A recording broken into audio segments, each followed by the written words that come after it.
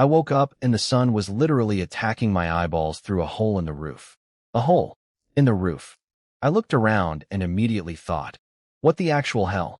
I'm lying on a brick-hard bed stuffed with straw, covered by a blanket that's basically 90% patches and 100% stinky. The room smells like dirt and campfire smoke. There's a wobbly table with an oil lamp, a raincoat on the wall, and a poster of the great leader. That's it. That's the whole interior design. 0 stars on Airbnb. Now here's the thing. Before I fell asleep, I was in a normal house. Concrete walls. Electricity. Civilization. But now I'm waking up in what looks like a scene from a 1970s poverty documentary. The terrible truth hit me like a truck. I time traveled. Me, Zhao Tianliang, former competitive shooter, gold medalist, regular modern guy, just got yeeted into the past. I bumped the window frame and a chunk of wood fell off because apparently everything here is held together by prayers. The noise brought 2 dudes running in. One was a big dark-skinned guy built like a boulder. That's Li Hongbing, the village production team leader. The other was a skinny dude with old-school glasses, Lou the accountant. They asked if I was okay. I asked what year it was. September 22nd, 1976. My soul left my body. 1976. Reform hasn't even started yet. I'm stuck in the rural Northeast, the great northern wilderness, where life is basically survival mode on hard difficulty. They figured I was some city kid, a sent-down youth, because apparently my skin was too pretty for a farmer. They guessed I probably tried to off myself in the river because I couldn't handle countryside life. Honestly, after seeing that blanket, I almost understood the logic. I couldn't exactly explain, hey guys, I'm from the future, so I went with the classic move. Fake amnesia. Grabbed my head, did some dramatic wincing. Ow, ow, ow. I can't remember anything. I only know my name. Oscar-worthy performance, honestly. They bought it. Bless their hearts. Then they went next door to have a little secret meeting about me. Lou the accountant tried to pitch this wild idea. His relative has a sick son who needs a luck-bringing marriage, and they also have a daughter who's pretty but sickly and apparently can't have kids. His grand plan? Marry me off to this girl. As a good luck charm. For someone else. Li Hongbing slammed the table. Absolutely not. We are not throwing this kid into a dumpster fire. Respect to the big man. Meanwhile, back in my room, I spotted something moving, gray mouse-sized. My shooter instincts kicked in before my brain did. I grabbed a brick chunk, flicked my wrist, and boom, headshot. Clean kill. Turns out it wasn't a mouse. It was a tiny rabbit holding a dead leaf in its mouth. Kind of adorable, actually. I felt a little bad. For about 2 seconds. Because then my brain went bzzzt, and suddenly there's this weird, transparent bubble space floating in my mind. And inside it, rabbits. A whole mountain of rabbits. I counted them. Exactly 100. I killed 1 rabbit and got 100. Wait, is this my cheat code? 100 times multiplier? Ladies and gentlemen, Zhao Tianliang has entered the game. 1976 doesn't know what's coming.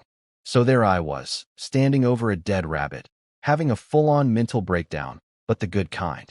My brain just unlocked a cheat code. Kill 1 rabbit, get 100. There's literally a magical bubble floating in my head filled with rabbit corpses stacked like a fuzzy pyramid. If this isn't the universe's way of saying, sorry for ruining your life, I don't know what is. My mind immediately went into overdrive. Does this work on everything? Fish, crops, birds? If I pluck 1 apple, do I get 100 apples? Because if so, 1976 just became my decade. I checked out my new brain bubble inventory. It's about 10 cubic meters, not exactly a warehouse. But hey, it's a magical pocket dimension inside my skull. I'm not going to file a complaint. I just really hoped it had a fridge feature because 100 dead rabbits in a warm bubble would get ugly fast. Then Li Hongbing and Lou the accountant burst in like I'd fired a gun. You okay? I pointed at the floor. Rabbit came in. Rabbit is now dead. Lou the accountant's eyes lit up like I'd just handed him a winning lottery ticket. This is great. We can finally eat some meat, Li Hongbing, meanwhile, was doing forensics. He looked at the rabbit's wound. Looked at the tiny brick piece. Looked at me. His eyes narrowed. You killed it in 1 shot. With that, I shrugged. Yeah, I did. I'm a retired competitive shooter, buddy. A rabbit at close range with a brick is basically easy mode. Now here's where I played it smart. I told them I don't eat rabbit, which is a total lie. I could eat a horse at that point, but I needed the goodwill more than the calories. They looked at me like I'd just said I don't breathe oxygen. In 1976 rural China, turning down free meat is basically a mental illness. But they took the rabbit, and in exchange, they promised me a meal. Deal of the century. A kid showed up at my door a little later. Li Yuanchao, Li Hongbing's son. Skinny little dude, maybe 14, tan dark from farm work, wearing clothes that were more patches than fabric. But his eyes? Sharp and bright, full of life. He brought me food, cornflower buns and pickled vegetable strips, in a big old bowl. That's it. That's the menu. No appetizer. No dessert. No Yelp review. I took a bite. The bun was like chewing gravel mixed with sadness. The pickles tasted like someone's salty tears. My modern taste buds were screaming. But then I saw this kid staring at the food like it was filet mignon, swallowing his drool so hard his whole throat moved. Hey, Yuanchao, want to share? His head shook so fast it almost unscrewed from his neck. Dad said this is your food. You traded the rabbit for it. My heart cracked a little. I stuffed the sad buns into my face and tried not to think about pizza.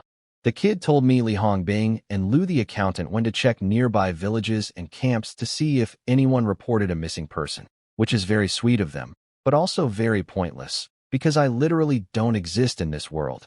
I physically teleported here from the future. There's no missing person report. There's no file. There's no record of Zhao Tianliang anywhere. And that's when a very uncomfortable thought hit me like a cold brick bun to the face.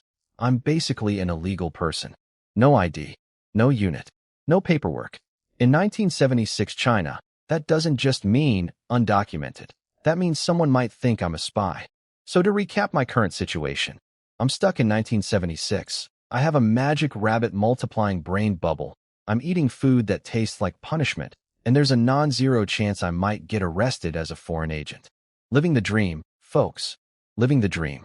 Okay, so after my gourmet meal of sadness buns and salty regret strips, I had a little heart-to-heart with myself. Going back to the city? Real city-born kids who were literally begging to go home couldn't get back. And I'm some random dude with zero paperwork who materialized out of thin air. Yeah, I'll just waltz into the government office. Hi, I'm from 2024. Can I get a bus ticket? Sure thing, straight to prison. So the plan is simple. Stay in this village, build a life, and wait for reform to hit in a few years. The people here are kind. Li Hongbing and Lu the accountant literally fished me out of a river and fed me. That's more hospitality than most Airbnb hosts offer. I decided to explore the village with little Yuanchao as my tour guide. This kid is incredible. He knows everything about everyone. That's old Wang's yard. That's Aunt Zhang's date tree. That guy once ate a whole turnip in one sitting. I'm getting the full Wikipedia experience of this tiny village. We walked past the fields, golden wheat swaying in the breeze, heavy grain heads bowing down. Honestly, kind of beautiful, like a painting, a very hungry painting. Then Yuanchao mentioned there's a river nearby. My ears perked up. River means fish. Fish means food. My stomach was still running on those tragic corn buns, and it was filing formal complaints. Plus, I needed to test my 100 times cheat code again. One rabbit gave me 100. What about fish? What about anything? We got to the riverbank, and that's when I spotted her. A girl washing clothes by the water. She was wearing plain blue farmer clothes, but even from the side, with her hair half covering her face. Let's just say this village was hiding some serious beauty. White skin, delicate features. This girl could have been a celebrity back in my time, and she wasn't even trying. But listen, I looked for exactly 2 seconds, maybe 3, because you know what's more attractive than a pretty face when you haven't eaten properly in an entire timeline? Protein. I turned back to scan the river for food, and then, pretty girl was on the ground, scrambling backwards, and there was a water snake right in front of her, tongue flicking, ready to strike.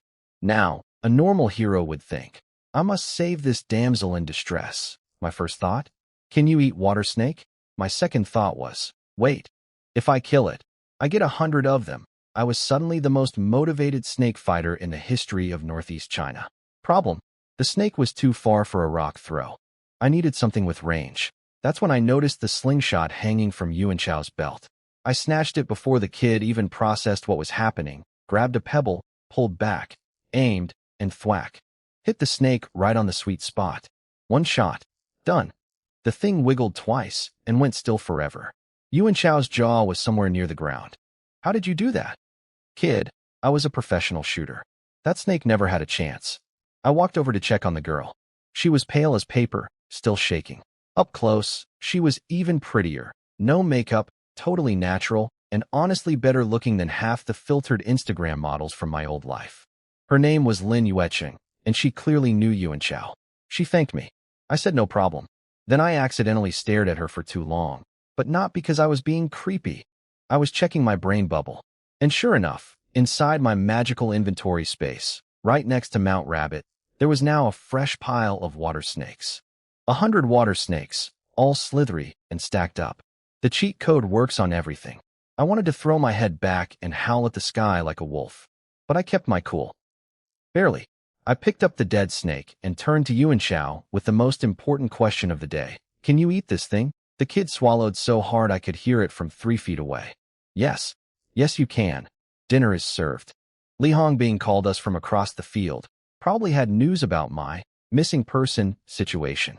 And the pretty girl hurried off with her laundry. I thought about helping her, but we literally just met and I had a dead snake in my hand. Not exactly the best first impression combo. Yuan Chao was grinning ear to ear as we headed back. I could tell he was already mentally tasting that snake meat.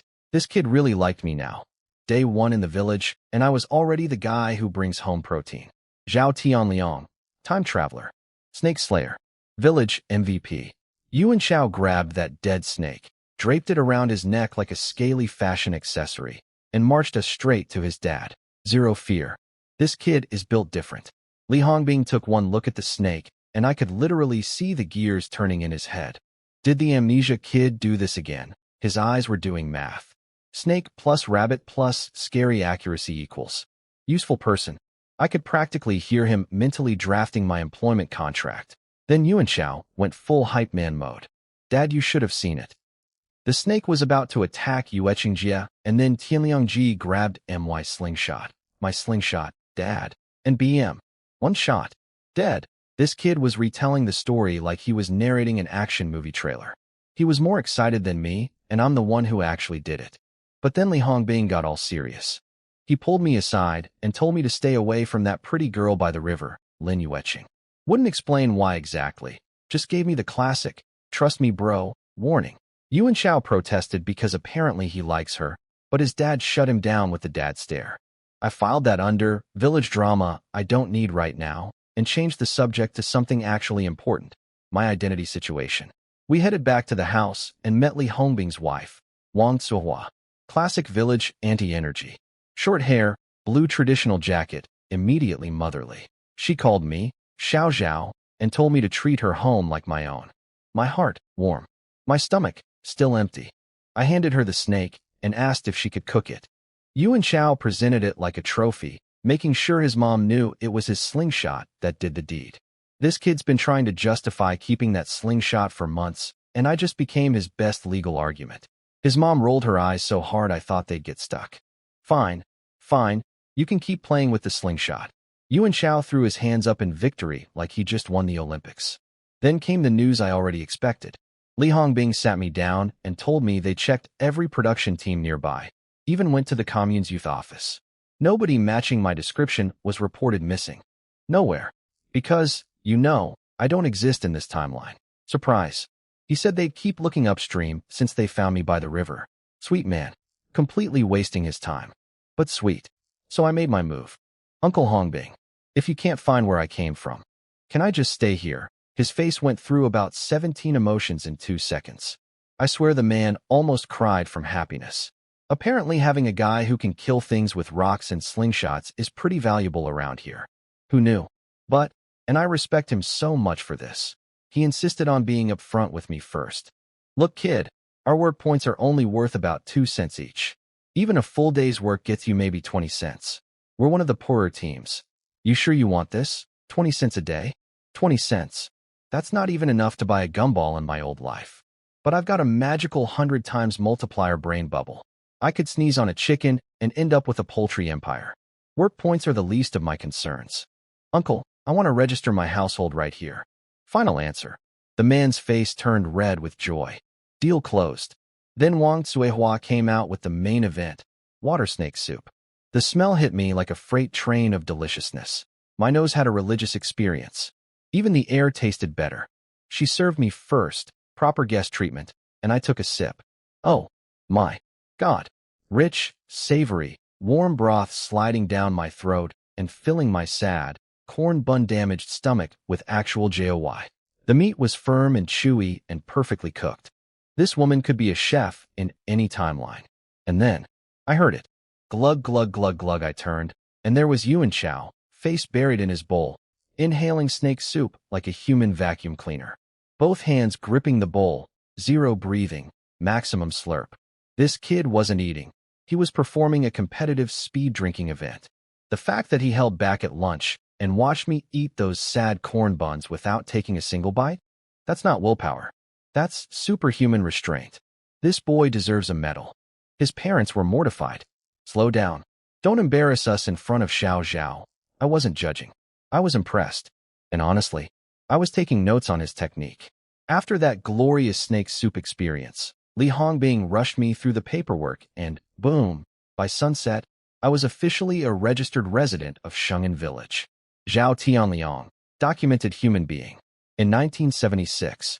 In a place I've never been. In a timeline I don't belong to. But hey, I've got papers now. There was a little drama at the youth office, though. The guy there wanted to classify me as an old sent-down youth, which basically means you've been here a while, so no more free government food for you. Peasant. But Li Hongbing went to bat for me. This man argued like a lawyer in a courtroom drama until they gave me 4 months of government-supplied rations, 45 gene of rice per month, a tiny bit of soybean oil, and a little pork. Well, the pork was out of stock, so they gave me a meat coupon instead. A coupon. For meat. This is what life has come to. But honestly, 45 gene of rice a month is pretty solid when you've got a magical brain bubble that turns one dead animal into 100. I'm basically playing this era on easy mode with cheat codes enabled. Li Hongbing set me up at the old youth housing, a place where sent-down kids used to live before they all went back to the cities. Translation: I got the whole place to myself. Private room. In 1976, most people are sleeping 8 to a bed, and I've got an entire building. The furniture looked like it was built by people who'd never seen furniture before. Crooked tables, wobbly chairs, stuff that would get 0 bids on eBay. But it had everything I needed, and I'm not about to complain about free real estate. The place was dusty as an ancient tomb, though. I rolled up my sleeves to clean, stepped outside to find tools, and ran straight into Yuan Chao.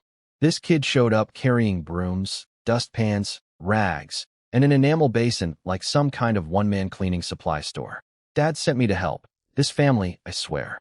They keep being nice to me, and my emotional debt is piling up faster than rabbits in my brain bubble. We cleaned everything. My room, the kitchen, the courtyard. Yuan Chao works fast. This 14-year-old has better cleaning skills than most adults I knew in the future. The place went from haunted farmhouse to acceptable living space in record time. Then I dropped the bomb.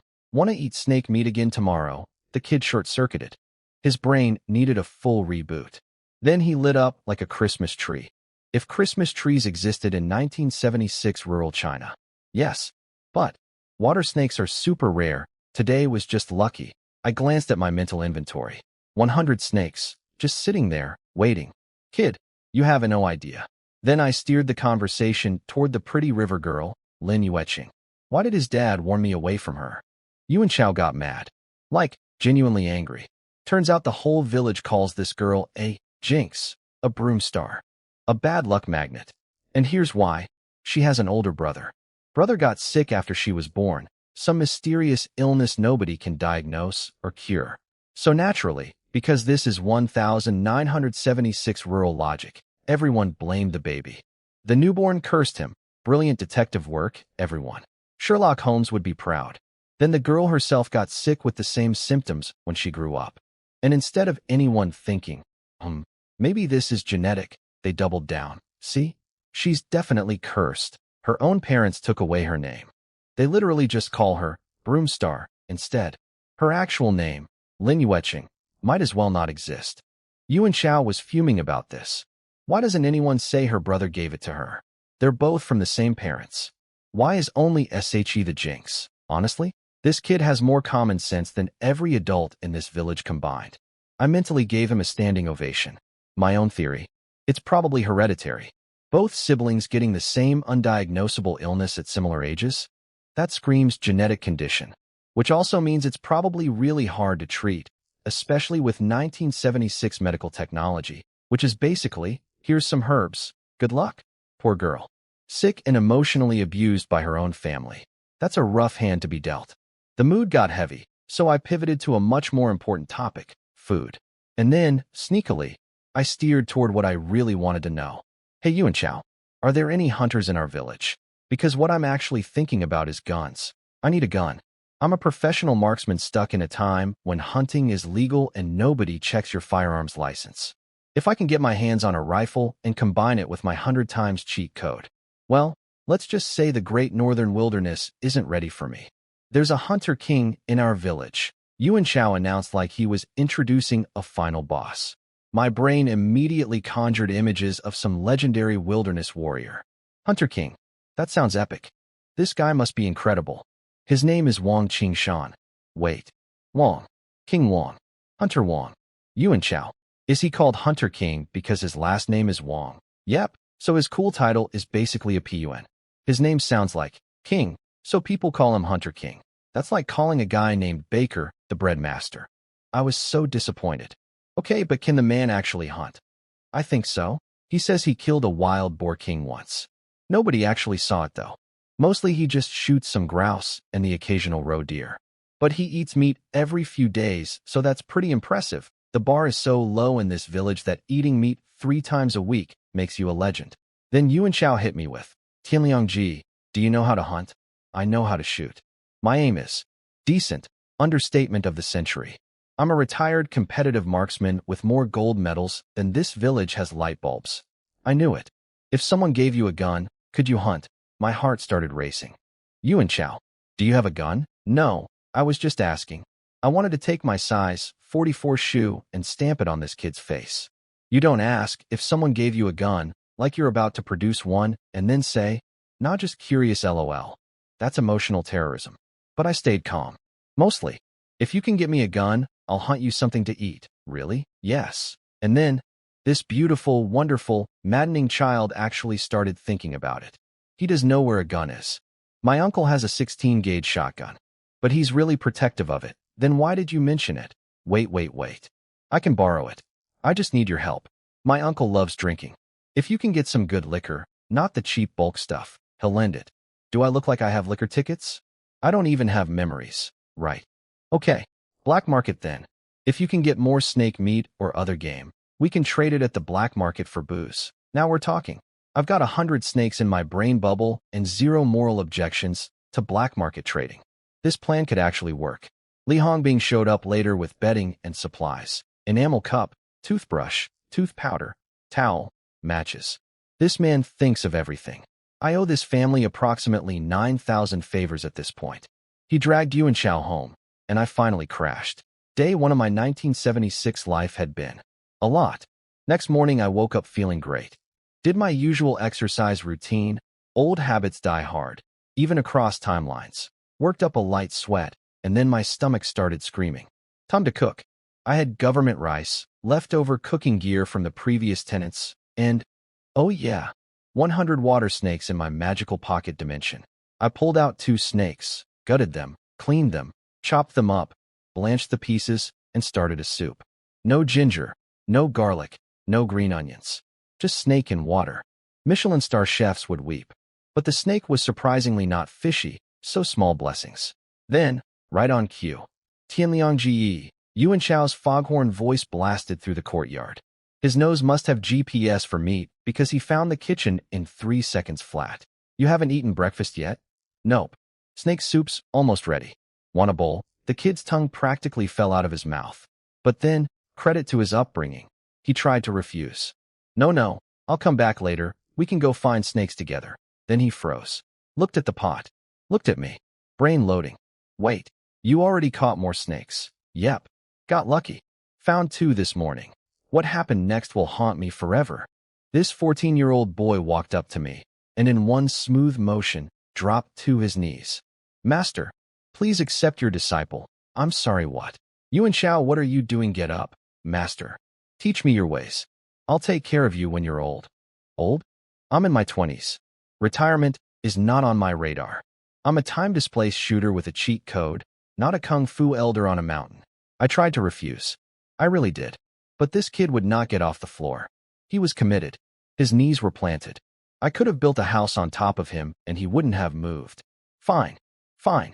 I accepted him as an unofficial disciple, not because I'm stingy with knowledge. I can teach him aim and technique, but I can't exactly hand him a magical 100 times multiplier, can I? Here, kid, just grow a pocket dimension in your skull. It's easy.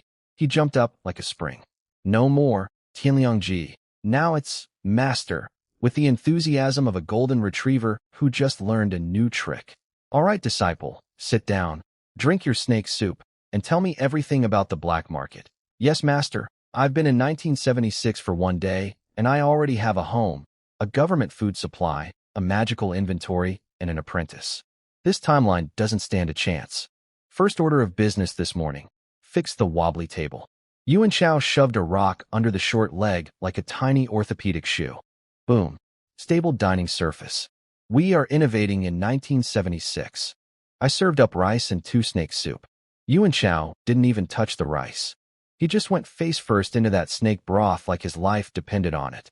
No seasoning, no spices, no garnish, just snake and water, and honestly, it was delicious. Everything in this era is organic by default. No hormones, no pollution, no microplastics. The food here is cleaner than anything from my old timeline. The one perk of time traveling to poverty. After we destroyed that meal, we sat back, bellies round as drums, and talked business. The black market. Turns out it's not as scary as it sounds. Yuan Shao told me the government cracked down a few years ago, but now they're basically looking the other way. The rural, black market is really just an unofficial farmer's market. Buy stuff, sell stuff, trade stuff, nobody arrests you. Could this be an early sign that reform is coming? The duck feels the warm water before spring arrives. What kind of stuff do they sell?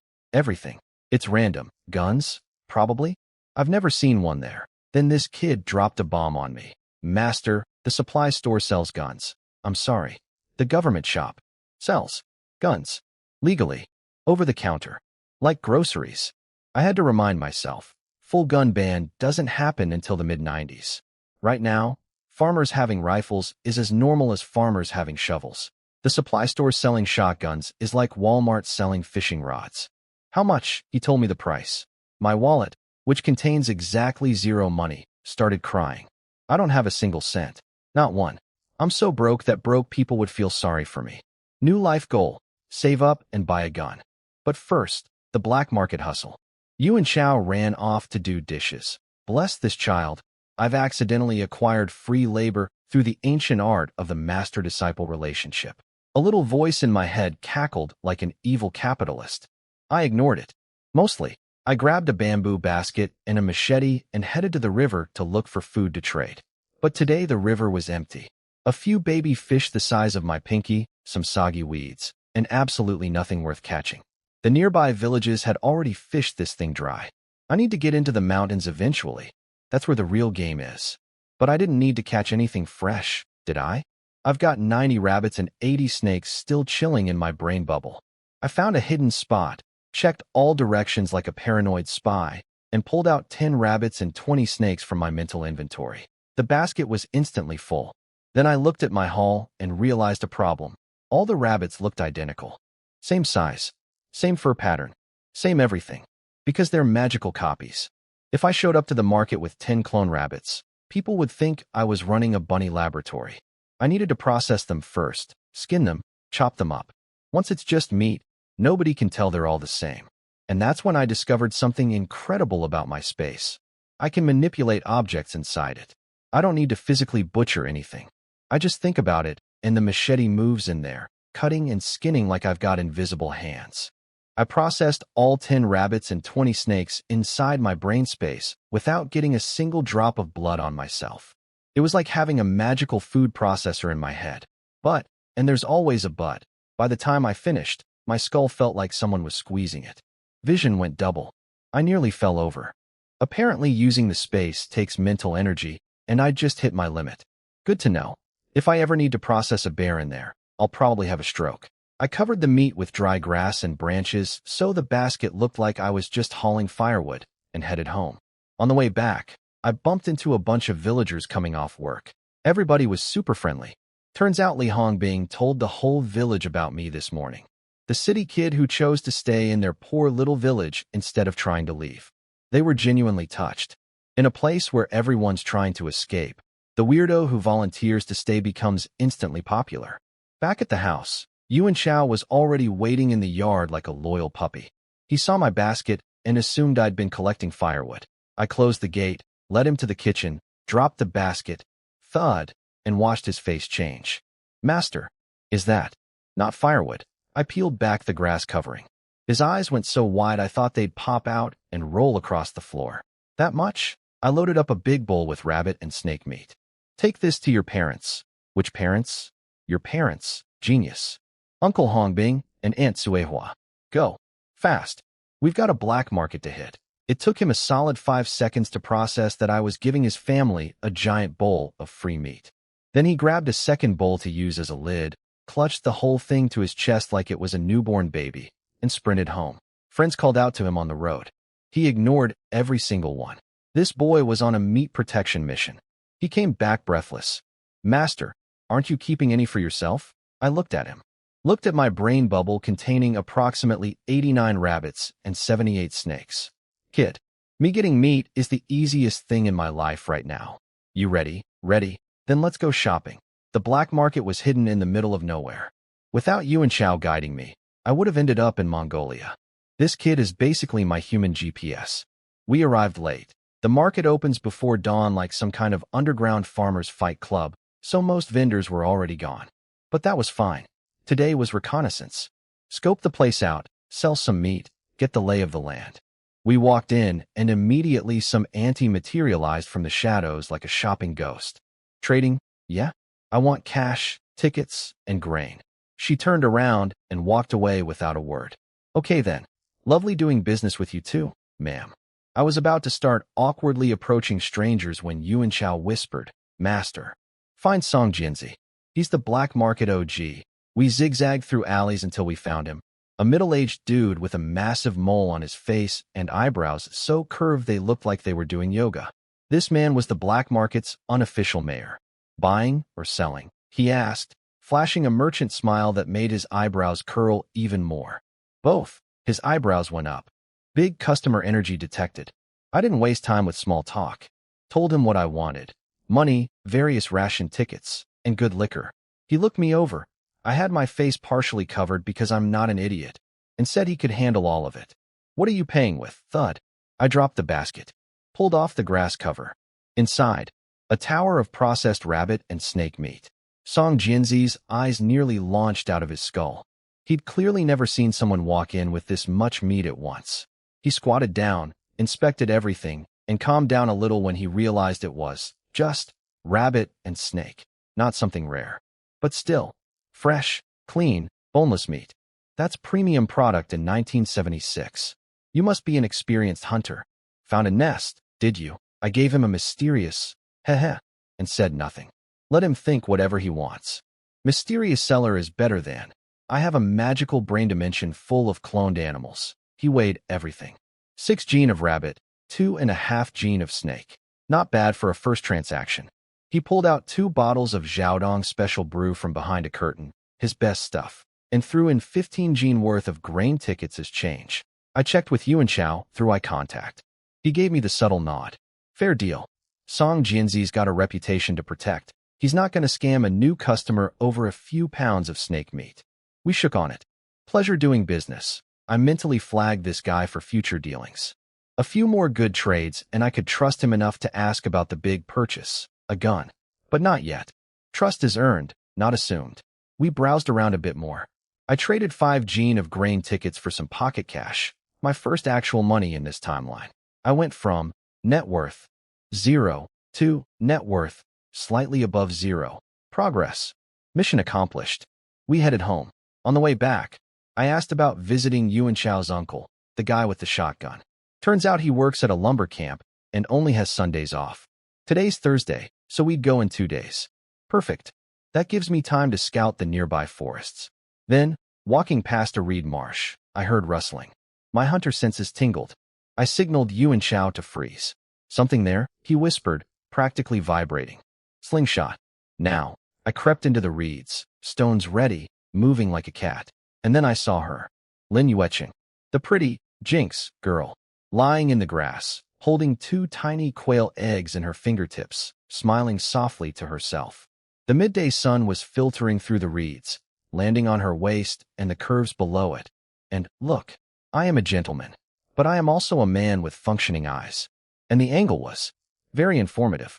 Before my brain could even begin processing the appropriate social response to accidentally stumbling upon a beautiful girl lying in the grass, 3 birds exploded out of the reeds in a panic.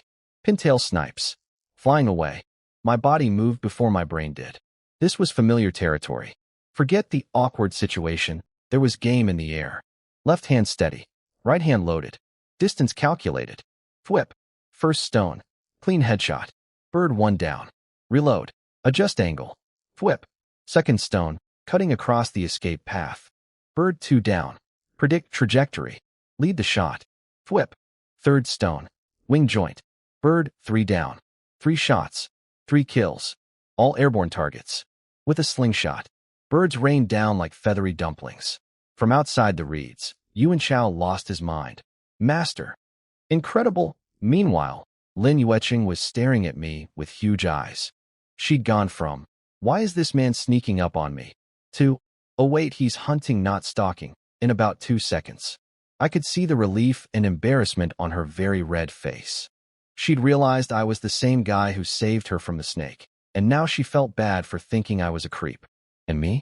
I was just standing there, thinking, thank God those birds flew out when they did, because I had zero explanation prepared for why I was crouching in the bushes staring at a girl lying in the grass. 3 pintail snipes didn't just save my dinner. They saved my reputation. Yuan Chao came crashing into the reeds like a baby elephant, spotted Lin Yueqing, and immediately went, Yueqing Jia? Your pants are all dirty. Your parents are going to yell at you. The girl bit her lip. I could tell she wanted to say something back. Something like, they don't care about me enough to yell about mud, but she swallowed it. My heart did that cracking thing again. Then, as she was leaving, she stopped next to me. Head down. Neck turning red. She held out her pale hand and opened it. 2 tiny quail eggs. Zhao Jiqing. Thank you for saving me at the river. Please accept these. Her voice was so quiet I almost needed subtitles. That's when it hit me. She'd been lying in this marsh all morning searching for bird eggs just to give me a thank you gift. This girl has no money, no allowance, no family support. 2 quail eggs were literally the most valuable thing she could find. She spent hours hunting for a gift worth approximately nothing, and she was embarrassed it wasn't more. I'm not crying. It's the reed pollen. Lin Tongji, how did you know I love quail eggs? This is amazing. Thank you. I saw a tiny flash of happiness cross her face. Then she mumbled something about needing to go cook dinner and bolted, just vanished into the reeds like a startled deer. I tucked the eggs into my shirt, then slipped them into my brain bubble. And guess what happened? 200 quail eggs appeared in my inventory. 2 eggs became 200. This girl just accidentally gave me the most profitable gift in history. Meanwhile, with the 3 pintail snipes I'd killed, my space now had 300 of them crammed in there. The bubble was getting packed. I'm running out of mental real estate. Yuan Chao had already collected all 3 dead birds and was cradling them like newborns. Master, these are fat. So much meat. Are they good? Incredible. Softer than chicken. The best bird meat. Then we eat them tonight. Why not lunch? I put on my most serious face. In my hometown, there's an ancient saying, eat chicken at night, great fortune takes flight. Wow, really? Okay, master. Tonight. Great fortune, total lie. Complete fabrication. The real reason? The meat I gave his family this morning was sitting in a kitchen with no refrigerator in late September. If they didn't eat that first, it would go bad. But, ancient proverb, sounds way cooler than, your mom's rabbit meat is gonna spoil. That evening, I got invited to dinner at Li Hongbing's house. Lou the accountant was there too. I walked in, and the table almost made me emotional.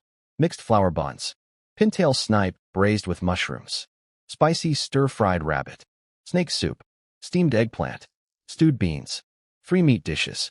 In 1976 rural China, 3 meat dishes at one meal is basically a royal banquet. Lou the accountant's eyes nearly fell out of his head. Hongbing, are you crazy? 3 meat dishes? Did you rob a farm? Li Hongbing puffed his pipe, looking smugger than I've ever seen him. All the meat came from Tianliang. You think MY family can afford this? Lou the accountant turned to me with new eyes. Pure respect. Young man, you've been here 2 days. Keep complimenting me and I'll get a big head, I said, trying to be modest but honestly feeling like a god. Yuan Shao, naturally, was eating like he was competing in an Olympic speed-eating event.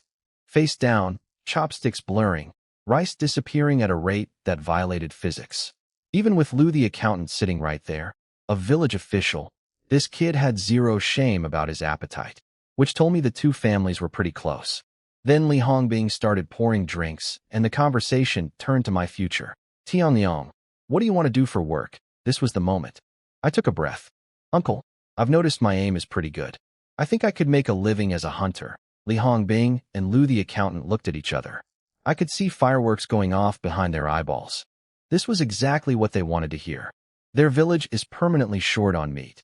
A dedicated hunter would be like winning the lottery for the whole community. But they played it cool. Li Hongbing explained the downsides like a responsible leader. Hunting is dangerous. Some animals will literally eat you. And if I'm hunting, I can't earn work points from farming, so I get less grain at the end of the year. Basically, if you're not good enough, you starve. I appreciated the honesty. I really did. But I have a magic pocket dimension that multiplies everything I kill by 100. If I can't feed myself with that advantage, I deserve to walk headfirst into a block of tofu and end it all. Uncle, I'm sure. Good. I'll take you to the Forestry Bureau to get your hunter's license. Hunter's license. I was about to become legally certified to do the one thing I'm best at in this entire timeline.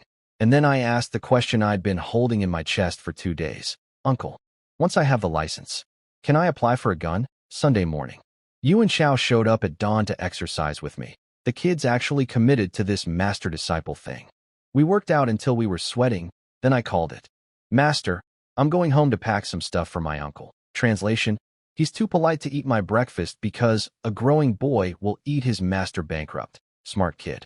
Also accurate. I made myself some steamed buns and rice porridge. My cooking skills are, let's say, functional. A solid C-. That's why I've been eating dinner at Li Hongbing's house every night. With my own meat and grain, obviously. I'm a guest, not a parasite. Quick update on the gun situation. Li Hongbing took me to the Forestry Bureau 2 days ago. Got my hunter's license. Official paper saying Zhao Tianliang is a licensed hunter. Beautiful document. Framing material. Then I asked about getting a gun assigned to me. Sorry, we don't have any in stock right now. We'll prioritize you when we do. When? Not a date. Not a timeline. Just when, which in government speak means sometime between tomorrow and the heat death of the universe. So plan B it is. Borrow Yuan Shao's uncle's gun today. I'd also made another solo trip to the black market and sold Song Jianzi a mountain of meat. 20 rabbits, 30 snakes, 20 pintail snipes.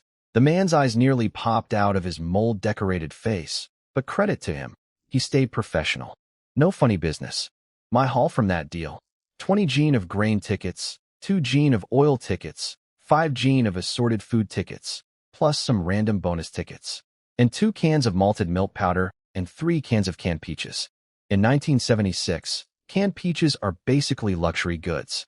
This is the equivalent of walking out of a store with designer handbags. I loaded up a gift basket for the uncle visit. 2 bottles of Xiaodong Special Brew, 2 processed pintail snipes, 2 rabbits, 1 can of malted milk powder, and 1 can of canned peaches. If this doesn't get me a shotgun loan, nothing will. We needed a bicycle to get to the lumber camp, and the only family in the entire village with a bike was Lou the accountant's. The man went into debt to buy it, so his eldest son could commute to high school in the county town. 1 bicycle.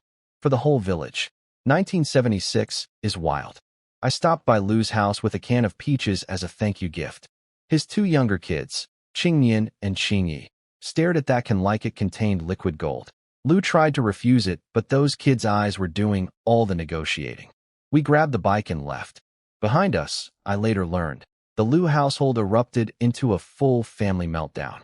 The second son started yelling about how education is pointless because there aren't enough jobs anyway, and why does Big Brother always get the best stuff? And Lou the accountant couldn't even argue back because the kid wasn't wrong.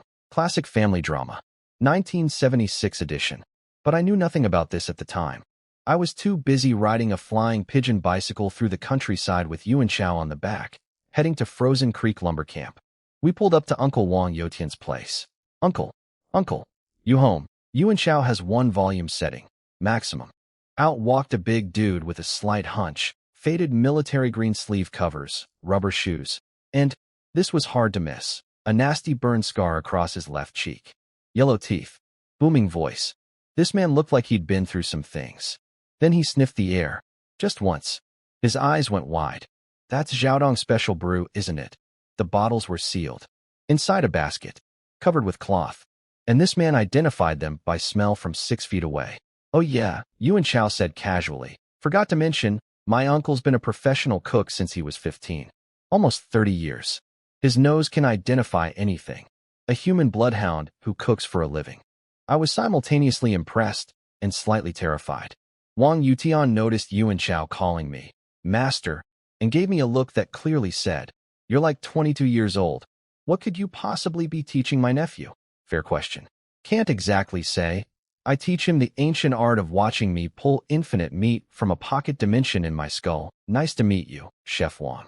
I'm Zhao Tianliang, just settled in Sheng'an village. He nodded politely, but I could see the curiosity burning behind those eyes. Come in, come in. Let's talk inside. We walked into his house, and there, hanging on the wall like a holy relic, like a golden treasure, like the answer to every prayer I've had since arriving in 1976, was the gun. My eyes locked onto it like a heat-seeking missile. Hello, beautiful. A 16-gauge converted shotgun. Modified barrel that fires 7.62 mm rounds. Single shot. Load 1, fire 1, eject, reload. Not exactly a machine gun, but for a retired competitive marksman with a magical 100 times multiplier, this thing might as well be a nuclear weapon. I was staring at it the way normal people stare at sunsets. Wang Youtian noticed immediately. Like guns, do you? Yes. Know how to use one? Yes. 2 questions. 2 one-word answers.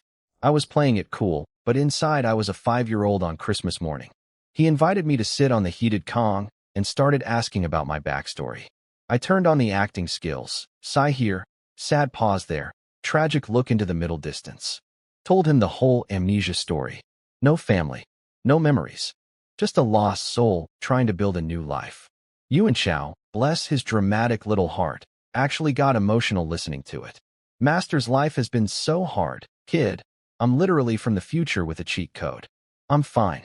Then I went for the kill. Opened the basket. Revealed the goods. Wang Youtian had smelled the meat through the cloth the whole time. Human bloodhound. Remember, but he thought it was MY food. When I told him it was all a gift for him, his eyes went through 5 stages of grief. In reverse. 2 bottles of his favorite liquor. Processed game meat. A can of malted milk powder. A can of canned peaches. He started shaking his head. No, no, no. Too much. I can't accept. But his eyes were saying something completely different. His eyes were screaming. Please force me to take this. I could see it. The internal war. His brain saying, this is suspicious, while his stomach was screaming, shut up brain, there's meat. Then I just told him straight, Chef Wang, let's not pretend. I'm here to borrow your gun. His face went, I knew it. Then immediately, but. The hesitation was real. Lending a gun is serious business. If something goes wrong, he gets blamed. Totally reasonable concern. But then his eyes drifted down to the basket again. I could literally see his thought process. But he gave me 2 bottles of Xiaodong Special Brew, and meat, and malted milk powder, and canned peaches. The man was wrestling with his conscience and his appetite at the same time. And appetite was winning by a landslide. He looked at my face. I gave him my most trustworthy, upstanding young man expression. Jaw set, eyes clear. Vibes? I am definitely not going to commit crimes with your firearm. All right, but we need ground rules. Deal. He grabbed paper and a pen and started writing with the intensity of a man drafting a peace treaty. Rule 1. Gun is for hunting only, never point it at people. Rule 2. Don't lend it to anyone else. Rule 3. 2 months maximum, return it on time. Rule 4. Don't break it. Yuan Shao piped up. Uncle, you said 3 rules, but that's 4. Wang Yutian gave him a death glare that could have killed a small animal. I signed my name before anyone could change their mind. 2 months. That's more than enough time to hunt enough game to buy my own gun. This man just handed me the keys to the kingdom. He lifted the gun off the wall and placed it in my hands like he was handing over his firstborn child. A co-worker at the lumber camp gave this to me years ago. I never really used it. Take care of it, I nodded solemnly. Meanwhile, my soul was doing backflips. Yuan Shao, sensing victory, immediately pushed his luck. Uncle, since you're giving Master the gun, why not just give it to him permanently? Absolutely not. This gun is worth 2 or 300 yuan. That's like 6 months of work points. Wang Yutian may have been charmed by my gifts, but he's not insane. Then came the classic Chinese hospitality dance. Wang Yutian said, "Stay for lunch," which, based on Yuan Shao's insider intel, was actually just politeness. The man was fully prepared to wave goodbye. But Yuan Shao, the shameless genius, jumped in. "Yes. Master hasn't tasted your cooking yet. Show him what you've got." Wang Yutian was trapped. You can't invite someone to stay, have your own nephew hype up your cooking skills, and then kick them out. Social checkmate. He grabbed the meat from my basket, muttered something about entertaining guests, and stomped into the kitchen. I could tell he was annoyed. I could also tell he was secretly excited to cook with quality ingredients for once. Alone in the room, Yuan Shao leaned over and whispered, "Master, don't take it personally. My uncle's a little tight with money. But he's a good person deep down," I shrugged. The man lives in 1976 on a lumber camp cook's salary. Being careful with resources isn't stingy, it's survival. I respected it completely. No worries. We could have eaten at home. Master, trust me. Once you taste his food, you'll take that back? I looked down at the gun in my hands. My fingers traced the barrel gently, carefully, lovingly. I was holding it the way people hold newborn babies. Or wedding rings. Or winning lottery tickets. Forget lunch. Forget Wang Youtian's legendary cooking. Forget everything. I had a gun. Zhao Tianliang is officially armed. The rabbits, the snakes, the deer, the boars, everything in that forest should start writing its will. Because in 2 days, I'm going in. And I'm bringing my brain bubble, my gold medal aim, and this beautiful, wonderful, magnificent 16-gauge converted shotgun. 1976 Wilderness? You're not ready. Yuan Shao wanted to go outside and test-fire the gun immediately. Kid, your uncle is in the kitchen cooking us food with MY ingredients. We can't just dip out. That's socially illegal. Then a tiny human cannonball burst into the room. A 7 or 8-year-old kid with the face of a tiger cub and the attitude of a CEO. Who are you? Why do you have my dad's gun? Hands on hips. Chin up. Zero fear. This child is approximately 3 feet tall and ready to fight me.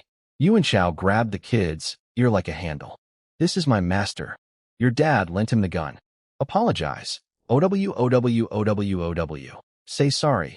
Master, I'm sorry. Please make him stop. Don't call him master. He's my master. Call him Tianliangji. Tianliangji, I'm sorry, please. I intervened before Yuan Shao twisted the kid's ear clean off. This child's name? Wang Dayton. Literally, big bold. And boy does he live up to it. Then 2 more kids appeared. Wang Daxia, big hero, age 12, burst in screaming, "Who's bullying my brother? Ready for war." And behind him, Wang Daming, big bright, age 15, hiding behind the doorframe like a shy cat. These names are perfect. The brave one is called Hero. The fearless one is called Bold. And the timid one is called Bright. Sure, maybe he's bright on the inside. Then the smell hit.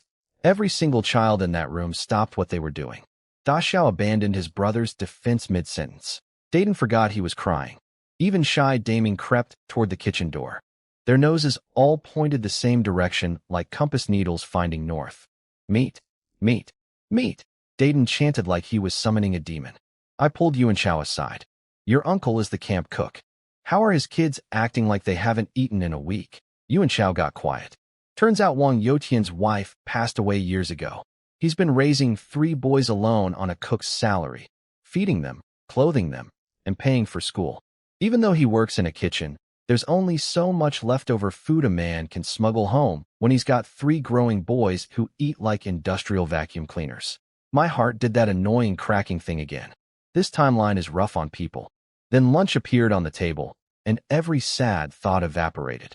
Iron pot stew. Pintail snipe and rabbit braised together with potatoes, glass noodles, and wild mushrooms. Cooked over open flame until the meat was falling off the bone.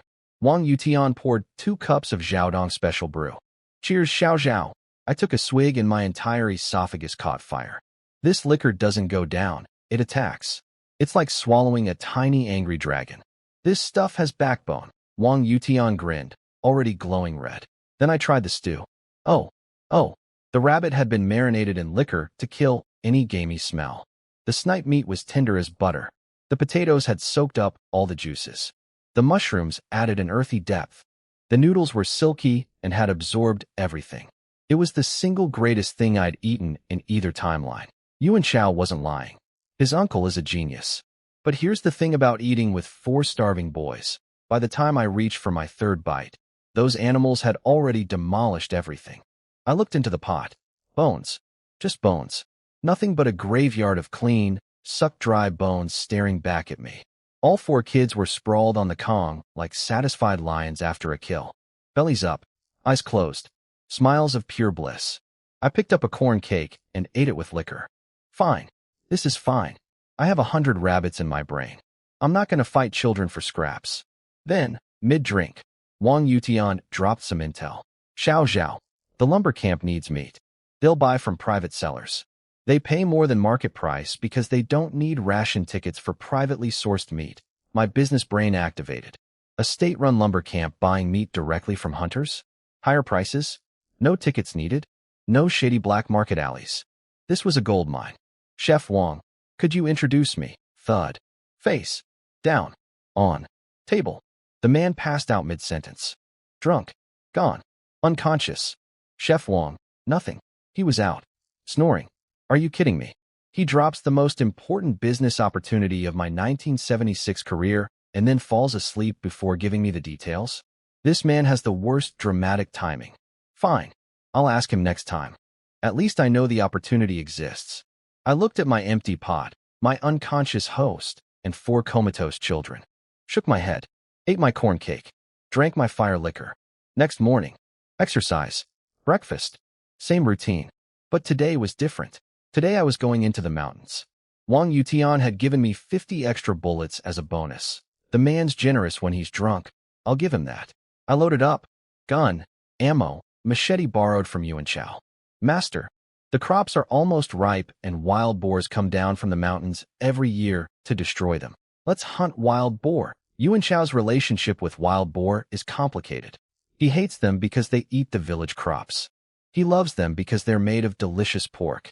Last year the village killed 2, and he's been daydreaming about that meal ever since. Wild boar. Big animal. Lots of meat. And if I kill one, I get 100. 100 wild boars would feed this village for a year. My trigger finger was already twitching. Yuan Shao, you can come. But when we find something, you stay back. You do what I say. No heroics. Yes, master. Then let's go. We're going into the mountain. Zhao Tianliang. Licensed hunter.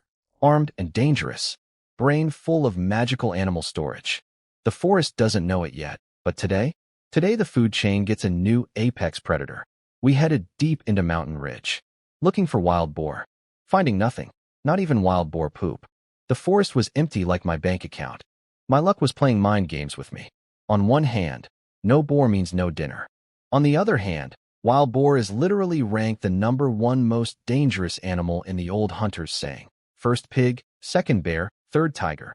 Not because it's stronger than bears or tigers, but because this thing is a psychotic tank of muscle and fury that will charge at you like it has a personal grudge against your entire bloodline. And I had one gun. Single shot. No hunting dogs. No backup shooter. Just me, a slingshot-owning teenager, and 50 bullets. Let's keep looking. I'm not going home empty-handed on day 1. Then I spotted something on a tree. An old poplar with a shiny, oily streak on its bark. I froze. Master, what are you looking at? See that mark? That's called a rub mark. An animal scratched itself against this tree. See the yellowish color and the bristle hair stuck in it? That's from a boar bull. Yuan Shao's eyes went wide. He started looking around like the boar was hiding behind him. You're saying a male wild boar was right here scratching its back? Based on how fresh this mark looks, it left a while ago. Finding it will take some luck. Are we really going after it? Look. Running away before even seeing the enemy is not the Zhao Tianliang way. We go look. If I get a clean shot, I take it. If not, I run away at the speed of light. No shame in tactical retreat. My real problem was equipment. With 2 or 3 trained hunting dogs and a beater to drive the boar toward me, I'd have a 99% kill rate. But I have none of that. I have a teenager with a slingshot and big dreams. Speaking of which, I looked at Yuan Shao and thought, this kid could actually be trained. Not as a lead shooter. That takes talent and bullets, and I can't afford to burn through my 50 rounds teaching him. But as a second shooter or a beater. In hunting terms, the beater is the person who flushes the animal toward the ambush point. Yuan Shao's loud enough to scare animals in 3 different counties. He's perfect for it. Master, you said you don't know hunting, but you just read a tree rub like a textbook. You're better than Hunter King. Oops. I'd shown too much. Quick, deploy the amnesia excuse. I remembered some things. My grandfather taught me. He was a hunter, which was technically true. My grandpa took me hunting overseas before I went pro in competitive shooting. I just can't say overseas or competitive shooting without blowing my time traveler cover. Your memory's coming back? Only gun-related stuff. Everything else is still blank. I made a sad face. He stopped asking. Works every time. We kept searching all morning. Nothing. The sun was broiling us from directly overhead. I explained to Yuan Shao why this wasn't ideal hunting season. No snow means no tracks, which means you're basically playing hide-and-seek blindfolded. In winter, animals leave prints in the snow like a GPS trail. Right now, fallen leaves cover everything. But other hunters in nearby villages catch stuff this time of year. They have dogs. Dogs with good noses don't need tracks. We have. Us. We sat down to eat corn cakes in the shade. 2 bites in, Yuan Shao jumped up. Master, I gotta pee. Urgently. Then go pee. What do you want, a permission slip? Just don't wander too far.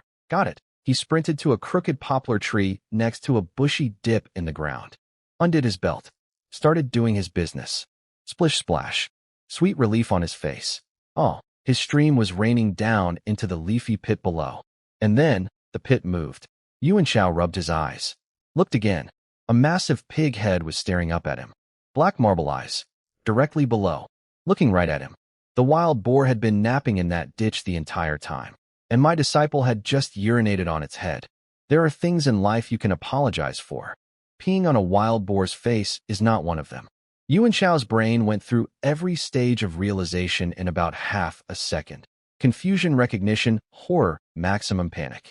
He spun around and bolted toward me, pants barely staying up, screaming at the top of his lungs. Master! I found the wild boar. Behind him, I heard it. Crack. Crash. The sound of 400 pounds of insulted pork getting to its feet. The boar was awake. The boar was wet. And the boar was angry. I was chewing my last corn cake when I heard it. Master, I found the wild boar.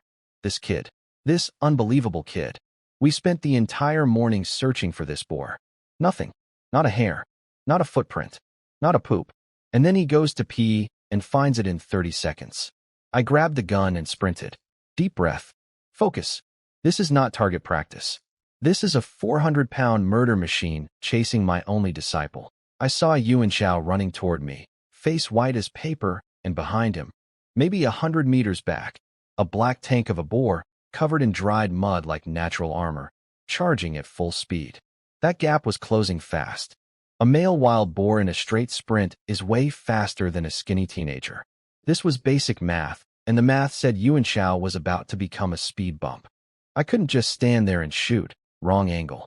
A bullet from ground level would hit the boar's thick skull or mud-caked shoulders and bounce off like a BB gun. I needed a downward angle to punch through the shoulder blade into the heart and lungs. I spotted a rock ledge about 3 meters high. Perfect. 2 seconds. I was on top of it. Looked down. The boar was now 70 meters from Yuan Shao. I could hear it grinding its tusks. Click, click, click. The sound of an animal that was about to absolutely ruin someone's day. Meanwhile, Yuan Chao looked back and nearly lost his mind. The boar was getting bigger in his vision by the second, like a nightmare zooming in. I could practically hear his internal monologue. Master, please avenge me. Tell my parents I loved the snake soup. But then something amazing happened. Pure survival instinct kicked in, and this scrawny kid found an extra gear. His legs pumped, and he actually pulled ahead a tiny bit. For a skinny boy running from certain death, that was genuinely impressive. And then he tripped. His foot slipped. He went down, face heading straight for the dirt. The boar was right behind him, hundreds of pounds of fury about to steamroll my apprentice into the ground. Not on my watch. Bang. First shot. The boar screamed. Eject. Reload. Aim. Bang. Second shot. Eject. Reload. Aim. Bang. Third shot. 3 rounds. 3 hits. Fired so fast from a single shotgun that it sounded almost like semi-automatic fire. Each shot required manually ejecting the shell and loading a new one, and I did it in the time most people take to blink. Thank you, 10,000 hours of competitive shooting training. Thank you, muscle memory. Thank you, hands. Silence. The boar went quiet. Yuan Chao was face down in the dirt, probably already composing his own eulogy.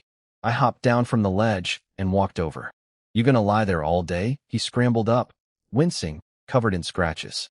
Turned around, and there it was, 5 meters from where he fell, the boar. Black, muddy, massive, and very dead. Master, it's dead. Not sure. Why don't you go check? I said it as a test. And this insane child actually grabbed the machete from my belt and walked toward the boar. The thing that was trying to kill him 30 seconds ago. He just marched right up to it like he was going to have a conversation. Most people would need therapy after being chased by a wild boar. Yuan Chao needed revenge. He poked it with the machete, confirmed it was dead, and then proceeded to punch and kick the carcass while yelling. Just absolutely wailing on this dead pig like it owed him money. I nodded quietly. Good temperament. Brave. Fast learner. This kid has real potential as a hunter. Future beater or backup shooter material for sure. After he calmed down, he came back with a question. Master, I heard 3 shots. But Uncle's gun only fires 1 at a time. Want me to teach you how? Yes. Teach me. Cool. Go butcher that pig first. He ran off with the enthusiasm of a kid who just got promised a PlayStation. Except the PlayStation is a speed reloading technique from 2024. Details. Now, while he was busy, I sat down on a rock because my brain was having a meltdown. 100 wild boars just appeared in my space. 100 wild boars. Do you have any idea how big a wild boar is? My space was only 10 cubic meters. That's like trying to park 100 SUVs in a studio apartment. Everything was jammed in there.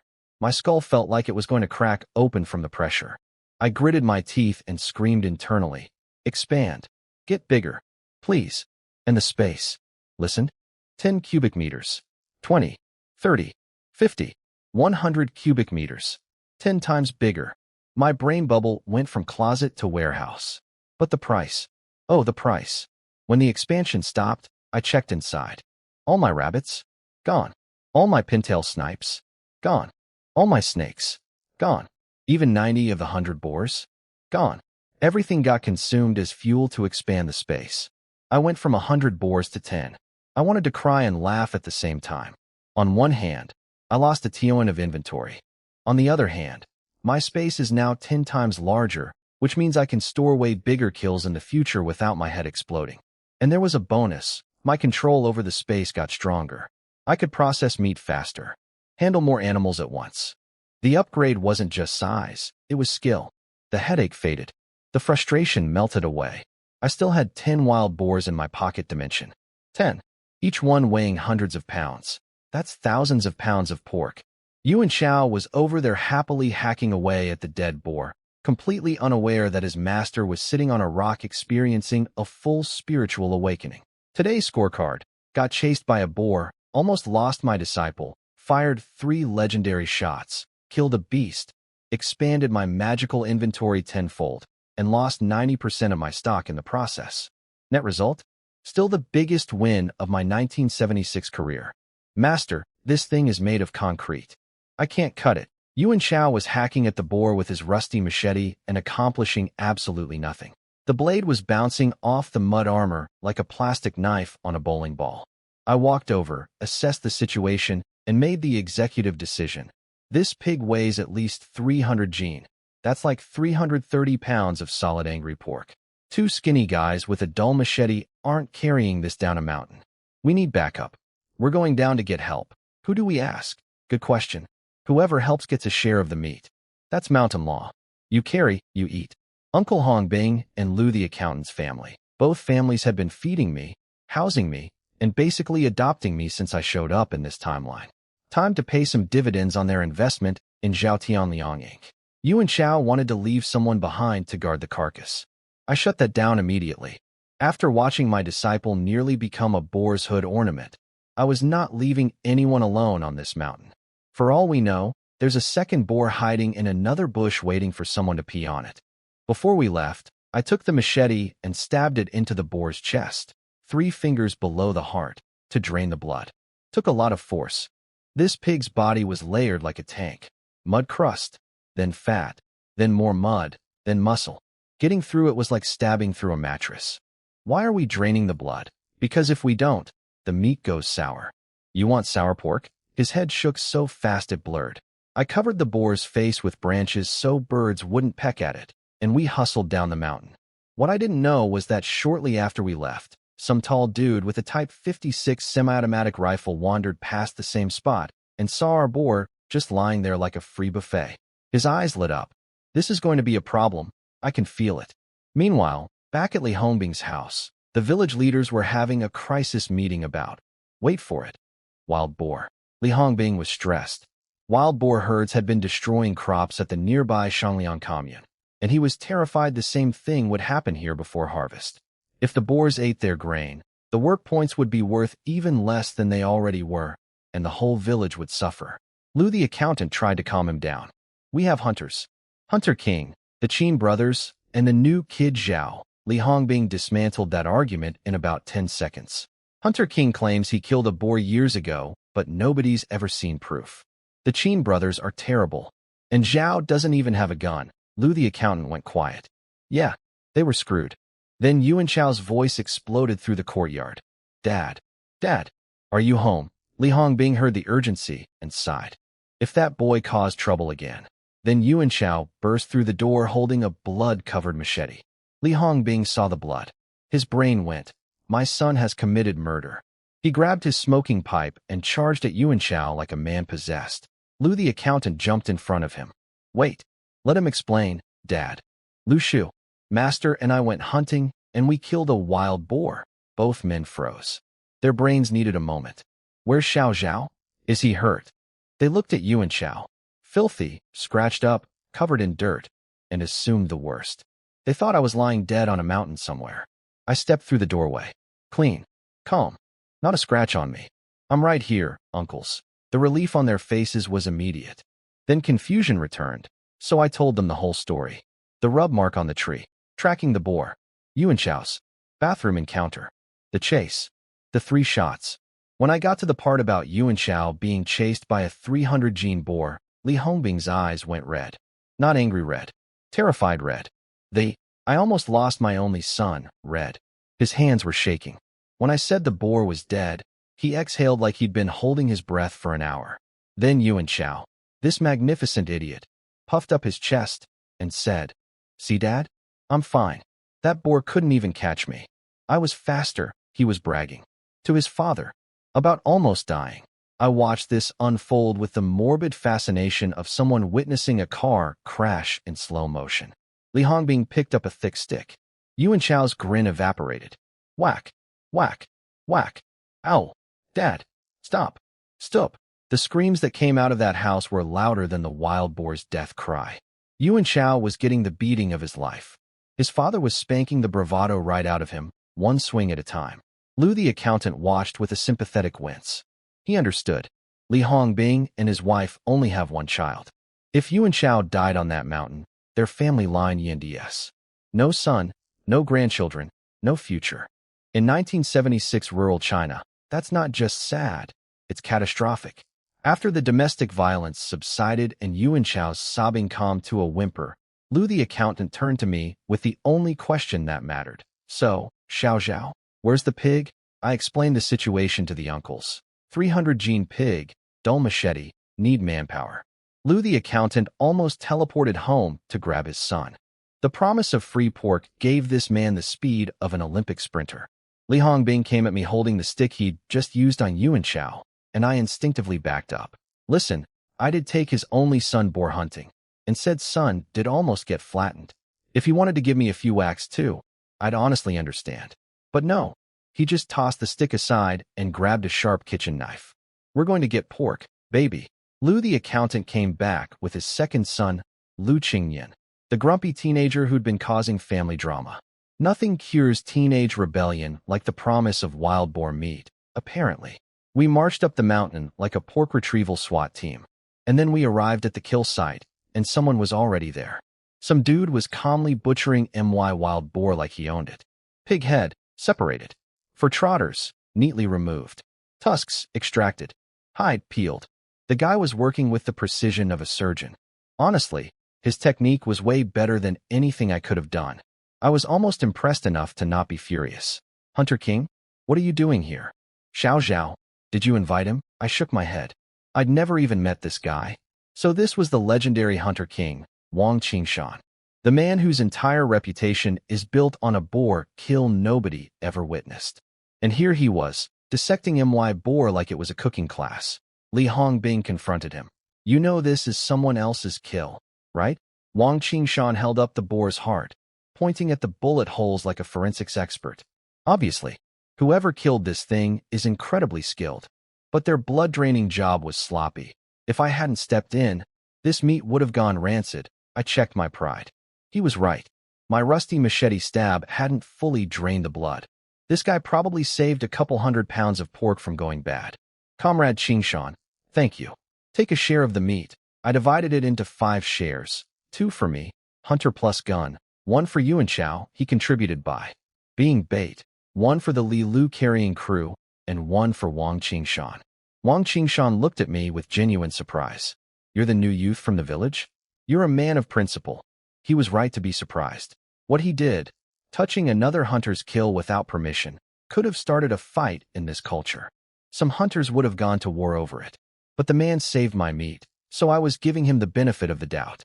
Then he dropped the bombshell. I don't want the meat. I want something else. Everyone went quiet. I want to hunt a bear. And I want you as my partner. A bear? Li Hongbing and Lu the accountant shouted simultaneously. Bear. As in, a several 100-pound apex predator with claws that can rip trees apart. Not a teddy bear. A real bear. The kind that eats people. Wang Qingshan ignored everyone's panic and stared straight at me with laser-focused eyes. 3 shots, all hitting the same spot. On a charging boar. With a single-shot modified shotgun. You're the best marksman I've ever seen. Together, we can take down a bear. Then he spotted the gun on my back. His voice cracked. Wait, you did this with a 16-gauge converted shotgun? I thought you were using at least a Type 56 semi-auto. When I confirmed, this man looked at me like I'd just told him I killed the boar by sneezing on it. A Type 56 can fire continuously. My gun needs manual reloading after every shot. What I did was basically the equivalent of winning a car race on a bicycle.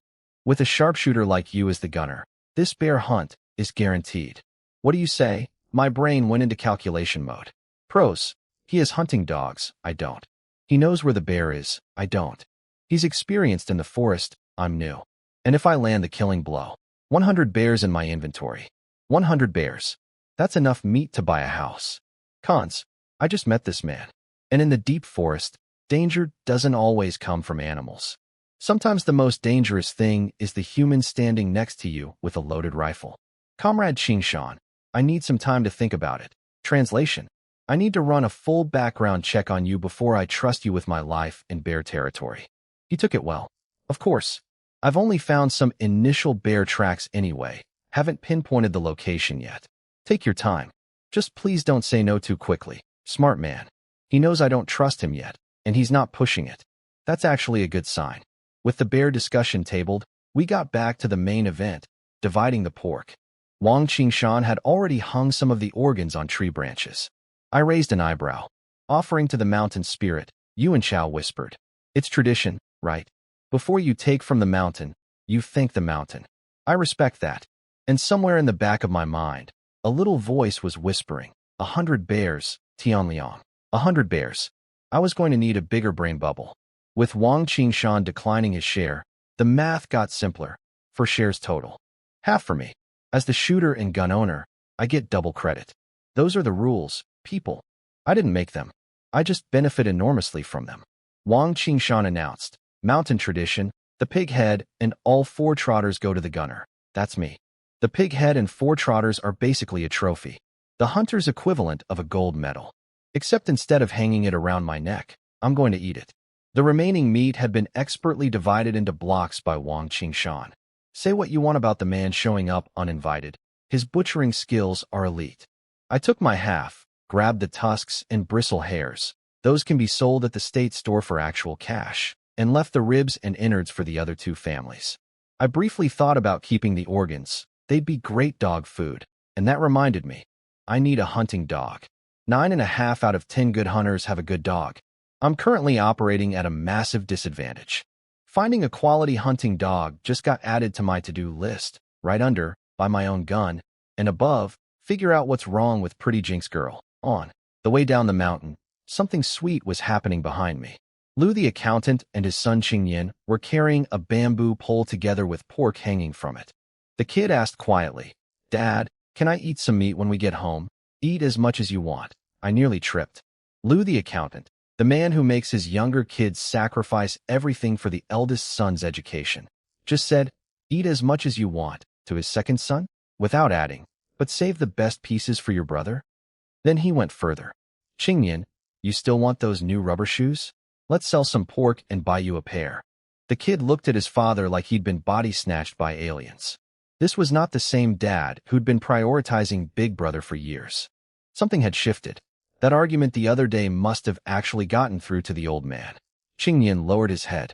Didn't say anything, but I could tell his brain was doing somersaults. Li Hongbing noticed too. He sighed quietly. Old Lu's got 3 kids. Keeping things fair isn't easy. This pork gave him an excuse to start fixing things with his boy. My wild boar is healing family relationships now. I'm not just a hunter. I'm a therapist. Dr. Zhao Tianliang, pork-based family counseling. We rolled into the village and instantly became a parade. Word spread through Shungan like wildfire. They've got a wild boar. Every single person who wasn't nailed to a task came running. Men, women, kids, grandparents. It was like we were carrying the Olympic torch. And then came the misunderstanding of the century. People saw Wang Qingshan in our group and immediately started cheering for him. Hunter King got a boar. I knew he wasn't lying about that old hunt. What a legend. 300 or 400 gene. Hunter King, you beast. Wang Qingshan was getting credit for MY kill.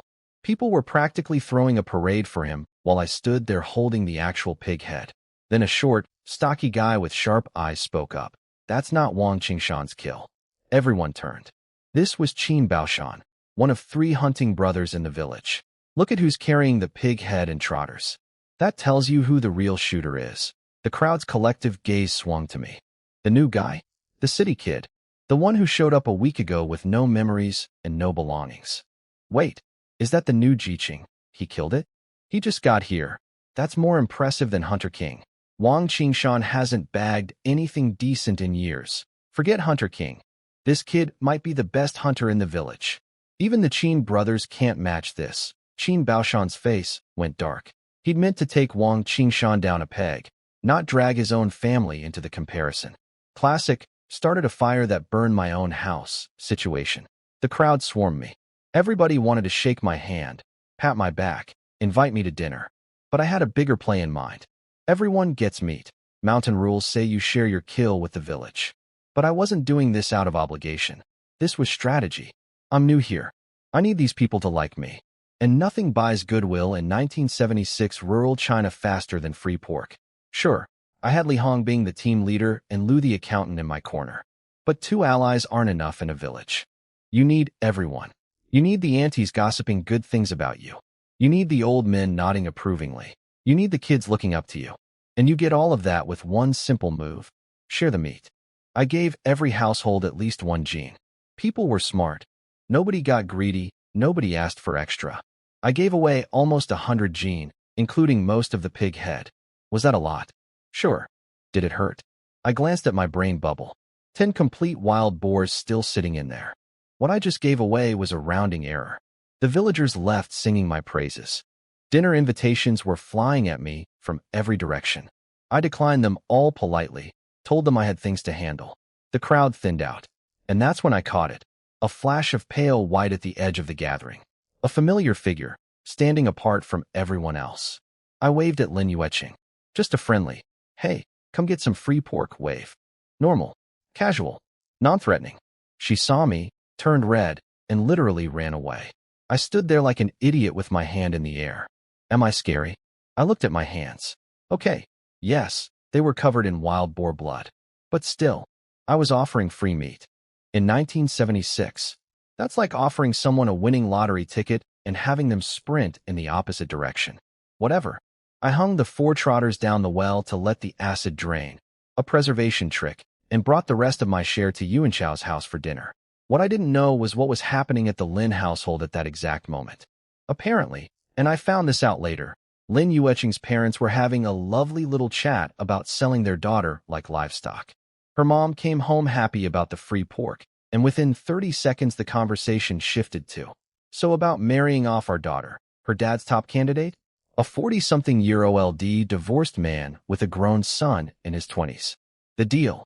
He marries their, Jinx, daughter, and in exchange, he pays for their precious son's wedding. Trading your daughter for your son's bride price. In 2024, this gets you on the news. In 1976, this is just Tuesday. Her mom hesitated. Even SHE thought it was too cruel. Then she suggested me as an alternative. What about that new Jiqing? He seems nice. Her husband snorted. A man who can hunt wild boar isn't going to look at your daughter. Lin Yueqing was standing outside the door hearing all of this. Shaking. I didn't know any of this at the time. I was at Li Hongbing's house, eating braised wild boar skin dipped in special soy sauce, and having the time of my life. Aunt Suihua, this is incredible, she laughed. This is nothing. You should taste my brother's cooking at the lumber camp. Yuan Chao was nodding furiously with a rib bone sticking out of his mouth, confirming his mother's assessment while simultaneously inhaling food at dangerous speeds. Both hands greasy. 2 pieces of pork, 1 in each fist.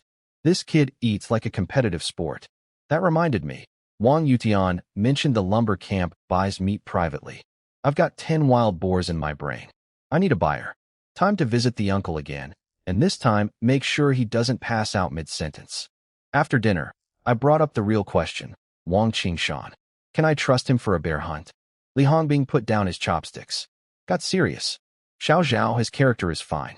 Good reputation. But don't go bear hunting with him. Why not?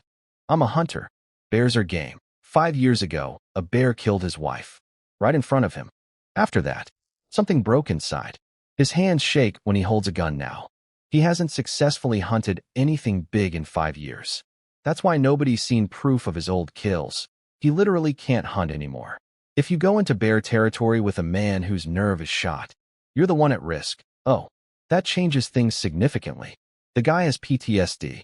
His wife died to a bear, and now he wants revenge, but he can't even hold his gun straight? That's not a hunting partner. That's a liability. I thank Li Hongbing for the honesty. This is exactly why I didn't say yes immediately. Background checks save lives. Throughout this entire conversation about life and death matters, Yuan Chao didn't look up from his plate once. Both hands still going. Pork in the left, pork in the right, alternating bites like a machine. This child is committed to his craft. Next morning, I gave Yuan Chao his first solo mission. Go to every nearby village. Find out who's selling hunting dogs. Give me names, conditions, prices. This is critical for our future operations. He puffed up his chest like a tiny general receiving battlefield orders. I won't let you down, master. And he was gone. Sprinting. On a mission.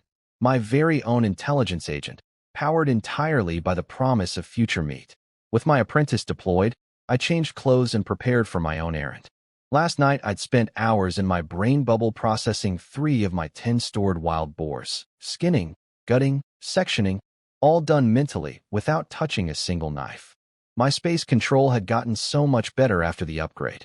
Now I had a mountain of processed pork and nowhere to put it except the black market. Time to visit my boy Song Jianzi. The mole-faced merchant is about to have a very good day. Back at the black market, my boy Song Jianzi was in his usual corner, licking his fingers and counting tickets like a goblin counting gold coins. Song Ji, busy day? He recognized me instantly despite the face covering. We've done enough deals now that he can probably identify me by my posture. I've got plenty of tickets. Question is whether you've got enough goods to trade. Oh, buddy, you have no idea. I dropped the basket, pulled back the cloth. 3 wild boar heads stared up at him with dead black eyes.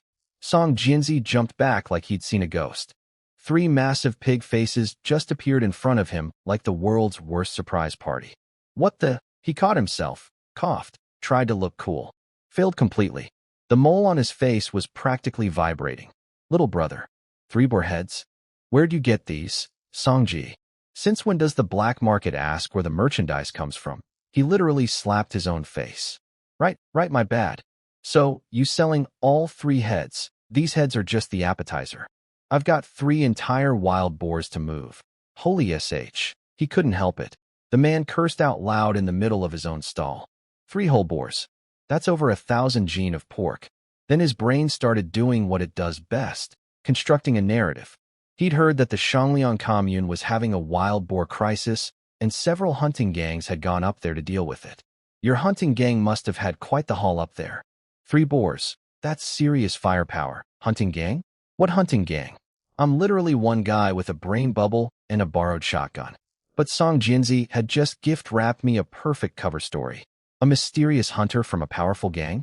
That's way better than amnesiac time traveler with cheat codes, so I leaned into it. Songji, keep that to yourself. His face went pale. He was now mentally scrolling through his Rolodex of famous hunting gangs in the region. Lu 3 shots. Little Xing'an Qianjin. Black Bear Zhang. For all he knew, I was one of these legendary badasses. His attitude shifted from business partner to humble servant in about 2 seconds. The mole was doing a little dance of respect. Little brother, you want to sell all 3 boars through me? Can you handle it? He puffed up. I've been running this market for years. 3 boars is nothing. I'll take them all. Then came the shopping list. I want a gun. And matching ammunition. He winced. I can find you basic homemade guns, but those are garbage. Correct. I don't want garbage. Bullets, 7.62 millimeters. Yes, 100 rounds. That's my limit. Fine. The rest in cash and tickets. Oh, and if you can find hunting dogs, I'll count those toward the payment. I could literally see the gears turning behind Song Jianzi's mole. He was piecing together a story.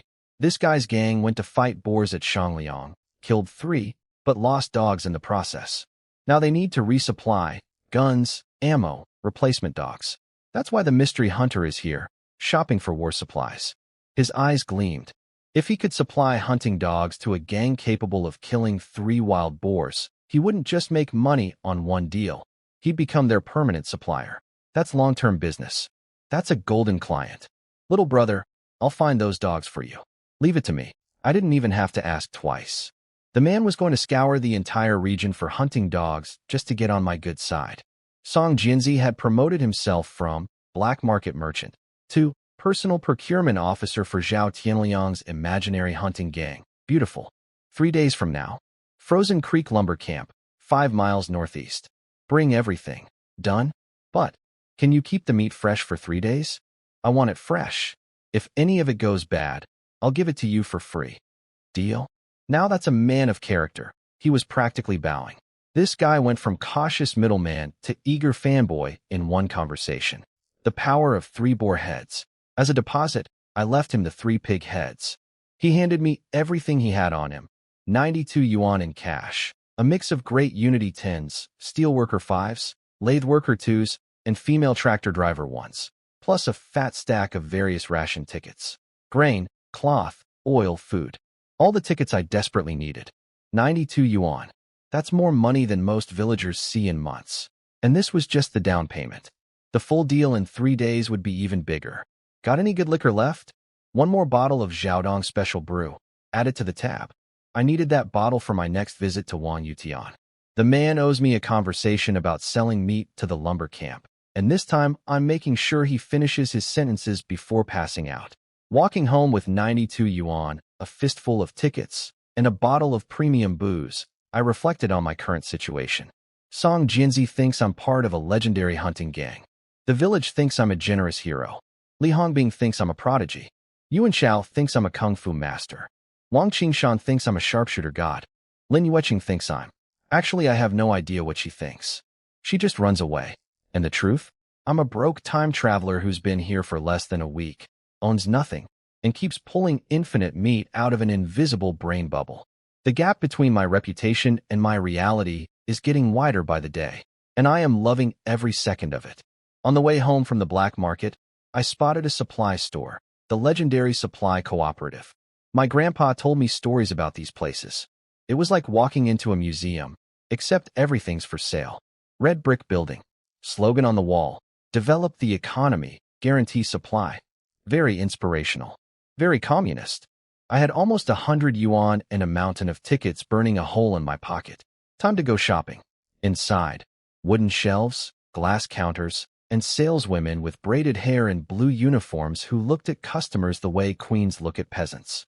These ladies have iron rice bowls, government jobs that can never be taken away. They are untouchable. They don't work for you. You work for them. Want good merchandise? Better pray she's in a good mood. Want fresh stock instead of expired garbage from the back? Better bring a gift. Customer is king? Huh. That concept won't arrive in China for another 20 years.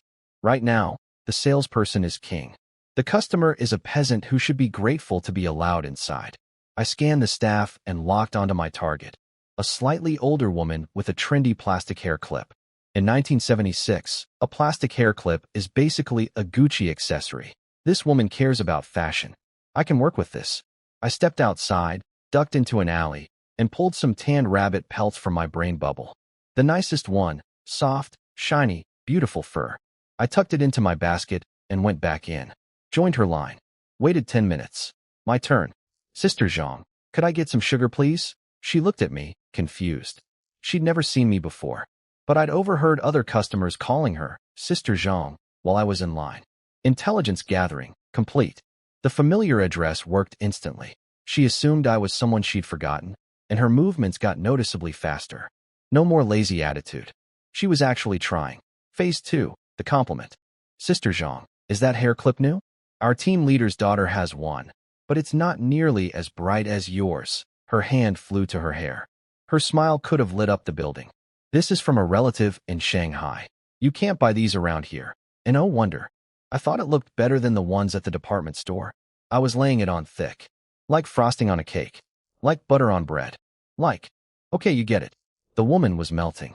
The other saleswomen glanced over, saw her laughing, and assumed I was a regular. Perfect cover. Phase 3, the gift. I casually pulled out the best rabbit pelt and said, with a completely straight face, Sister Zhang, remember that pelt you asked me to tan for you? It's ready.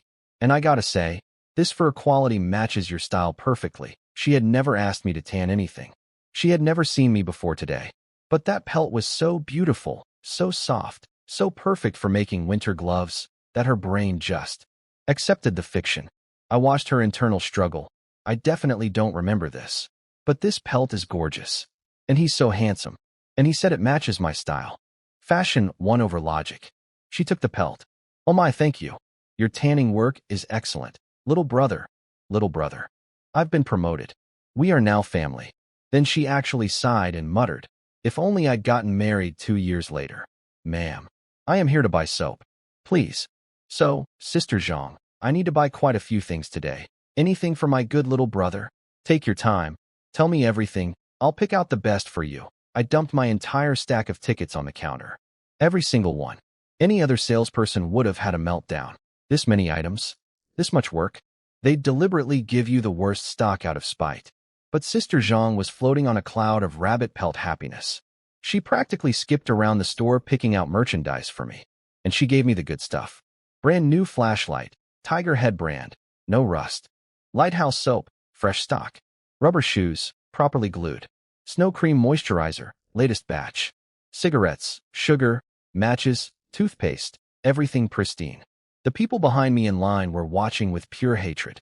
Why does his flashlight have no rust, but mine did? His rubber shoes are properly glued. Mine fell apart in a week. They were seething. But nobody dared complain. Because if you make a scene at the supply store, next time you come back, you get the stuff from the bottom of the warehouse. The expired stuff. The damaged stuff. The stuff rats have nibbled on. Customer service complaints department? Doesn't exist. Won't exist for decades. Sit down and suffer. Sister Zhang wiped her forehead. She'd actually broken a sweat gathering everything for me. A small mountain of goods sat on the counter. Little brother, check everything. Sister Zhang, I trust you completely. Just tell me the total. 72 yuan, 3 jiao, 8 fun. My wallet screamed. I just spent 72 yuan. The money hadn't even gotten warm in my pocket yet. I walked in rich and walked out. Less rich. What I bought in one trip is what most families here accumulate over years. If the people in that line could hear my inner thoughts complaining about spending too much, they would have rioted. I said goodbye to my new best friend Sister Zhang, stepped outside, found a hidden spot, and shoved almost everything into my brain bubble. Left just a few small items in the basket, some snacks, a flashlight, little things, covered with a cloth. This way, if anyone peeks in my basket, it looks like a reasonable haul from selling one wild boar. And if nobody peeks, I've got an excuse to pull things from the basket later when I need to secretly retrieve items from my space. Walking home, legs tired, I had one thought. I need a bicycle. I'm walking everywhere in 1976 like it's a hiking simulator. Next time I see Song Jianzi, I'm putting in an order. Current net worth update. Started this morning with 0. Made 92 yuan. Spent 72. Current cash. About 20 yuan, plus a mountain of goods, a brain bubble full of wild boar, a reputation as a mysterious gang hunter, and a supply store saleswoman who wishes she was single. Not bad for a Tuesday. Walking to Frozen Creek Lumber Camp on foot was torture. No wonder Lou the accountant went into debt for a bicycle. My legs were filing a formal complaint. Mental note. Ask Song Jianzi about bikes at our next deal. Yuan Xiao was practically drooling the entire walk. I'd brought 2 sets of pig trotters and a bottle of Xiaodong special brew. The kid knew what that meant. Uncle Wang Yutian plus premium ingredients equals legendary meal. Quick backstory. I'd spent the last 2 days searching for hunting dogs with Yuan Xiao. Total results? 0 good dogs. Plenty of useless yard mutts. Nobody was selling actual trained hunters. Disappointing, but I had bigger business today. I needed Wang Yutian conscious and sober long enough to discuss selling meat to the lumber camp. We arrived at his place right after he'd gotten home from work. He'd brought his kids 2 aluminum lunch boxes, cabbage with noodles, steamed eggplant, and 3 slices of fatty pork. 3 slices. For 3 growing boys. That was considered a good day because some visiting official meant extra food at the camp kitchen. Here's what destroyed me though. Those 3 boys sat around the table, and none of them touched the pork. 3 starving kids, staring at fatty meat, deliberately avoiding it with their chopsticks. They were saving it for their dad. Silently. Without being asked. I'm not crying. Something's in my eye. Both eyes. Simultaneously. Then Yuan Xiao's foghorn voice shattered the moment. Uncle. You home. Wang Yutian sat up so fast, he almost launched off the bed. His oldest son peeked outside, saw us, and immediately got excited. Smart kid. He remembered that last time we showed up, meet happened. Wang Yutian opened the gate, sniffed the air once, and his whole face transformed into pure joy. Xiao Xiao, I was just thinking about you. What incredible fate that you'd appear right now. Yuan Xiao rolled his eyes into another dimension. Uncle, you miss his gifts, not him. Brutal honesty from my apprentice. Wang Yutian didn't even deny it. I presented the trotters. Chef Wang, I can't cook these properly. Figured I'd bring them to the expert. The man was ecstatic. 2 full sets of wild boar trotters. Enough for tonight's feast and leftovers. Then his brain caught up with his stomach. Wait, 2 sets means, you were the shooter? You killed the boar with MY gun? Mountain rules say only the lead gunner keeps the trotters. Having all 8 meant nobody else contributed enough to claim any. Wang Yutian realized I'd basically soloed a wild boar with his rusty converted shotgun. That's the greatest thing that gun has ever done, he whispered reverently. Yuan Xiao launched into his dramatic retelling, emphasizing his own heroic running speed, naturally, but Wang Yutian only cared about my 3-shot kill technique. When I confirmed it was indeed his single-shot gun, not some semi-automatic, The man looked at me like I'd performed actual magic. Inside, his 3 boys were inhaling cabbage noodles with mechanical precision. Wang Yutian suddenly remembered they existed. Boys, stop eating. We're making pig trotters tonight. 3 heads snapped up simultaneously. The word, trotters, hit them like electricity. Tonight was going to be special. But the real prize wasn't dinner. It was getting Wang Yutian to finish that conversation about the lumber camp meat deal. This time, I was monitoring his alcohol intake personally. No passing out mid-sentence. Not again. I pulled out the trotters and the bottle of Xiaodong special brew. Wang Youtian's 3 boys looked at those pig feet like they'd just witnessed the second coming. Drool was forming. Eyes were sparkling. Souls were leaving bodies. Wang Yutian barked orders like a military commander. Daming, help me boil water. Da Xia, Dayton, entertain our guest. Those 2 little monsters immediately flanked me and started giving me a full-body massage, squeezing my legs, pounding my shoulders. I felt like a mafia boss at a spa. I waved them off before they dislocated something and redirected them to Yuan Chao, who received his first ever massage from his cousins and looked deeply uncomfortable about it. Meanwhile, I was doing mental calculations. I needed Wang Yutian to bring up the lumber camp meat deal, but should I mention it first? I studied the room. Worn furniture, patched walls, 3 hungry kids. This family needed money. If I offered him a cut of the profits, he'd probably jump at it. What I didn't know was that in the kitchen, Wang Yutian and his eldest son Daming were having the exact same conversation about me. Daming, the quiet kid I'd assumed was just shy, was apparently a teenage business strategist. He told his dad, "This guy killed a boar with your junk gun in less than a week.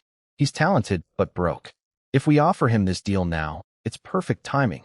Then he added, "And Dad, don't be cheap with him." Wang Yutian got defensive. "You think your father is short-sighted?" Narrator voice. He absolutely was.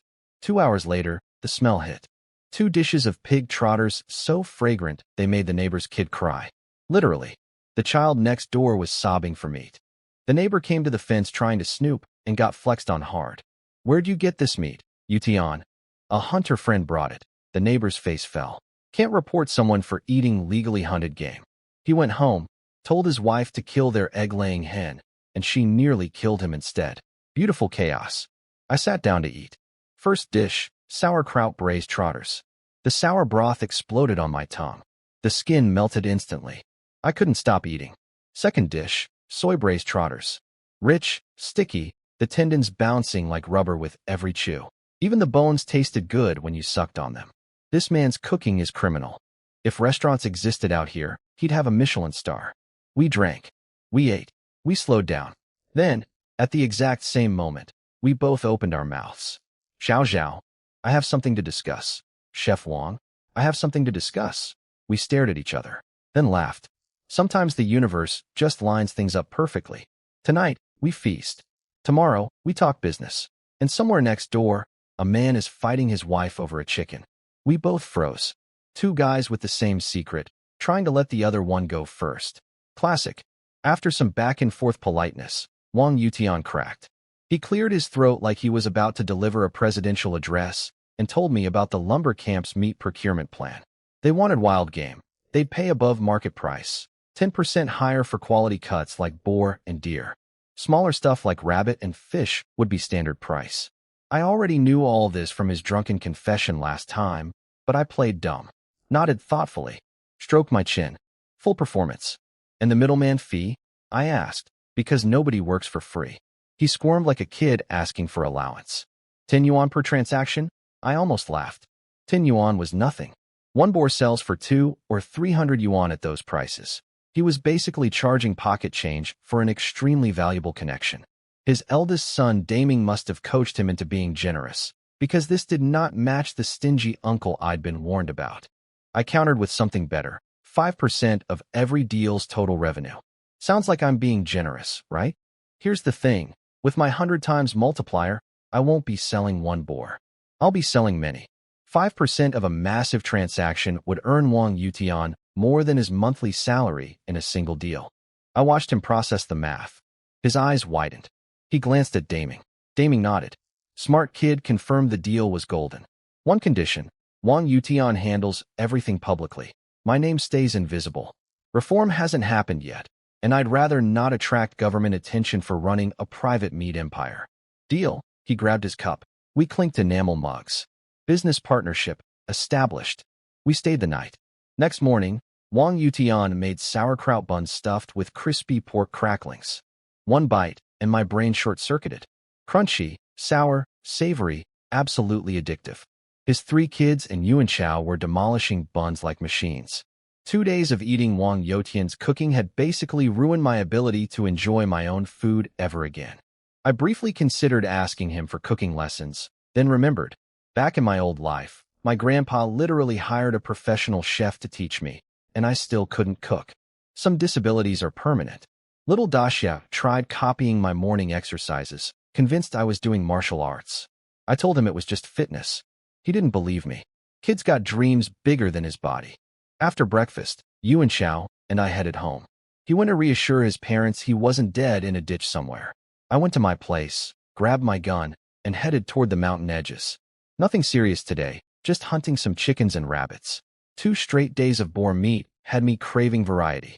Life update. I now have a legal sales channel, a black market channel, a growing reputation, and a borrowed gun. The foundation is set. Time to build the empire. Walking home, I overheard some village aunties gossiping. Normally I'd ignore it, but then I heard, Broomstar Girl is getting married off. My feet slowed down automatically. The details were ugly. Lin Yueqing's parents were selling her to some 40-something-year-old widower with a lazy 20-year-old son. The deal? He pays bride price. They use that money for their precious son's wedding. Daughter traded like livestock. My stomach turned. I felt angry. Then I felt helpless. Because what exactly could I do? March into their house and say, "Stop selling your daughter. I'm a time traveler with opinions." I had no standing, no relationship, no right. Back at the youth quarters, I thought I saw a pale figure near my door. Blinked, and it vanished. Probably imagining things. Yuan Chao showed up ready for hunting. I grabbed his slingshot instead of my gun. Only 47 bullets left, and I wasn't wasting them on rabbits. Then this kid blindsided me with the question of the century. "Master, do you want a wife?" I smacked him on the head. "You don't even have armpit hair yet, and you're matchmaking?" He rubbed his skull, looking wounded. "But Yueqing Jie is being married to an old man. You could save her. Is this your dad's idea?" "My dad's an old fossil who wouldn't care. This is my idea. She's kind, hardworking, and beautiful. Everyone's just blinded by that stupid jinx nonsense." The kid's heart was in the right place. But I shut it down. My life wasn't stable yet. No house. No savings. No permanent gun. I couldn't even cook without committing crimes against food. Marriage was approximately 17 steps away on my priority list. Yuan Chao looked crushed, but dropped it. Good boy. We headed to the reed marsh for slingshot practice. I'd promised to teach him my triple meteor technique. 3 rapid-fire shots that hit almost simultaneously. Remember what I explained? I didn't really understand it. That's fine. Watch me demonstrate. I loaded 3 stones, fired the first, used the rubber band's recoil momentum to slot the second stone instantly, fired, then flicked the third into position with a wrist snap. 3 shots. Sounded like one continuous burst. Understand now? Yuan Chao's jaw was on the ground. That was too fast to see. Okay, I'll do it slower this time. I tried. I genuinely try to go slow. But muscle memory from years of competitive shooting doesn't have a speed dial. 3 more shots ripped through the air just as fast as before. "Master, how long did it take you to learn this?" "About 3 days. His face went completely blank. The universe had personally insulted him. "Don't compare yourself to me. Let me try slower." Then a scream erupted from the reeds. Not a bird. Not an animal. A person. My slow demonstration was still too fast. Muscle memory doesn't have a dimmer switch. But hey, at least one of those practice shots accidentally killed a pheasant hiding in the reeds, so that's what I call productive failure. Yuan Chao scooped up the fat bird happily. Then I spotted 5 more pheasants, grass runners, sprinting along the ground. Perfect training opportunity. When I shoot, you follow. Get as many as possible. I fired triple meteor. 3 stones, 3 hits, 3 birds down. Yuan Chao launched his first stone, actually decent. But his second stone fell out of his hand like a wet noodle. Third shot never happened. Final score, Master 3, Apprentice 0.5. 2 survivors bolted. I chased them, firing on the run. They tried flying low to escape. Bad move, bigger targets in the air. More triple meteors. Both birds dropped within 50 meters. 6 pheasants total. 600 in my brain bubble. Today is good. Then Yuan Shao, celebrating too hard, slipped and face-planted directly into a reed patch. I was about to mock him when he screamed, "Master! Eggs! Tons of EGGS, pheasant nests, loaded with speckled eggs. 132 total. I picked one up. Boom, 100 copies in my space. Picked another, 100 more. But when Yuan Shao handed me one he'd already touched, nothing. 0. Dead silence from the brain bubble. Fascinating. The ability only triggers on things I'm the first to collect. If someone else touches it first, it's claimed, and my multiplier ignores it. Meaning every hunt, every harvest, I must be the one making first contact. I'm basically a video game character who needs to land the last hit for experience points. I'm playing 1976 on Killsteal mode. I sent Yuan Shao away to collect the dead birds while I speed ran the remaining eggs. 130 touchable eggs times 100 each equals 13,000 eggs in my inventory, plus 600 pheasants. Enough money to build a house. I was floating on clouds when I found Yuan Shao lying behind some reeds, completely frozen. Trembling, I kicked his butt gently. No reaction. Something was very wrong. I pushed through the reeds and saw 2 men holding our 3 pheasants. One was around 50, weathered, mean-looking, with a gun strapped to his back. The other was maybe 30 but looked rough, carrying a hunting knife on his belt. Both had disgusting grins. Triangle eyes gleaming with something that made my skin crawl. Yuan Shao was smart not to confront 2 armed strangers alone. But now I was here with my own gun. I turned to comfort my apprentice. His face was bright red, eyes burning with tears. "Master, those are the men who are going to marry Yu Echingjia." They were just saying. He couldn't finish. My stomach dropped. These 2 creeps were the 40-something widower and his worthless son. The ones buying Lin Yueqing like merchandise. Saying what? I didn't need Yuan Shao to finish his sentence. I'm an adult. I could guess what kind of filth those 2 creeps were saying about a young girl. My eyes went cold. I put my basket down next to my trembling apprentice. "Stay here. Don't come out." Then I walked out of the reeds carrying my gun like a man who'd completely run out of patience. The father-son duo, Chen Sanggu and Chen Damao, nearly jumped out of their skin when a tall stranger materialized from the bushes holding a shotgun. They stumbled backwards, then remembered they had weapons too, and tried looking tough. The younger one, Damao, gripped his hunting knife and snarled, "What do you want, punk? Those pheasants in your hands are mine. And you're asking me questions? Says who? Your name ain't written on." Bang. I fired a bullet so close to his face that the heat kissed his cheek. His tough guy expression collapsed instantly. And then came the smell. The man literally wet himself. Standing right there. Full bladder evacuation. I swung the gun toward his father. Old man Shen dropped his homemade rifle like it was on fire and threw both hands up, crying actual tears. "Please, sir. We didn't know those were yours. We'd never dare. Heard you're planning to marry a girl from our village." And saying disgusting things about her. Damao instantly betrayed his own father. "It's him. He's the one marrying her. Nothing to do with me." His dad shot him a death glare. Beautiful family loyalty right there. "Both of you stay away from Shung'an village. Permanently. You don't deserve that girl. Yes, yes, yes. We'll cancel the marriage. Just please don't kill us. Hard to trust men like you. I think you should leave something behind as insurance." I kicked the hunting knife toward them. "Cut one off. Just one. Then you can go." Their faces went absolutely white. Father and son stared at each other in mutual horror. Then Damao leaned toward his dad and whispered, "Dad, I haven't gotten married yet. Maybe you could sacrifice, you ungrateful animal." They started fighting each other, rolling on the ground, punching, screaming. But I noticed they were conveniently rolling toward the dropped rifle. Cute trick. The second old Chen's fingers touched the gun. I fired twice. Bang, bang. 2 bullets punched through their pants, right next to their most precious possessions. 1 centimeter higher, and the Chun bloodline would have ended permanently. They froze, looked down, saw the holes, understood exactly how precise my aim was. Total surrender. Forehead on ground kowtowing. Promises to never come within 100 miles of our village. Then they scrambled away, falling over each other, leaving behind their gun and their knife. Free loot. I started this timeline borrowing a gun, and now I'm collecting weapons from defeated enemies like a video game character. Yuan Chao emerged from the reeds looking at me like I was a god. I tossed him the knife and rifle. For next time, Master, will they really leave Yue Qingjie alone now? Their courage is completely shattered. Plus, after the son tried to sacrifice his dad's manhood to save his own, that family is going to be fighting each other for years. Yuan Chao grinned. His eyes sparkled with something mischievous. I had a feeling this kid was already planning how to tell Lin Yueqing the good news. Midnight. Secret forest meeting. Password exchange like a spy movie.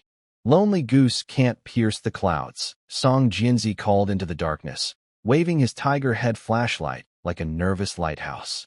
The carp school becomes dragons, I replied from the shadows, trying not to laugh at how dramatic this was. The man thought he was meeting a dangerous gang member. I'm literally one guy with a brain bubble full of magical clone pork. He followed me to the clearing where I'd laid out 3 boars worth of processed meat on clean leaves. His flashlight hit the pile, and his jaw nearly detached. 500 gene of pure meat, 130 gene of bones, 3 hides, 6 tusks, 3 gene of bristle hair, all pre-cut and ready to sell. I told him some meat went to feeding our hunting dogs, to explain why 3 identical boars produced slightly less than expected. Can't have him noticing they're all the same pig. He weighed everything fast. The numbers match mine. Professional. Then came the exciting news. I found you a hunting dog. My heart jumped. Finally, after days of searching with Yuan Chao and finding nothing, it's just born. Still nursing, a puppy. An actual newborn puppy. I can't hunt bears with something that fits in my palm. But then he told me the breed. A cross between a Liezhou Red and a Black Wolf dog. My disappointment evaporated instantly. Those are 2 of the most elite hunting breeds in China. Liezhou Reds are engineered fighting machines with insane loyalty. Black Wolf dogs can literally solo kill an adult wild boar when properly trained. A hybrid of both? That's a future superweapon on 4 legs. 50 gene of pork, Song Jianzi said. Expensive for a milk-drinking furball. I didn't even haggle. Sold. I asked about a bicycle ticket next. His confidence crumbled. Those basically don't exist on the black market. He promised to try, but I could tell he was bluffing to save face. Small-time regional dealer has limits. I need other channels. Then came settlement. 300 yuan cash plus 200 assorted tickets. My bank account was getting fat. The funny part was the pickup.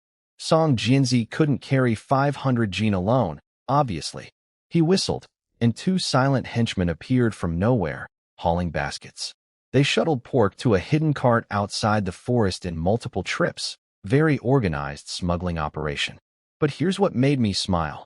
Song Jianzi kept the bullets on his guys until all the meat was loaded.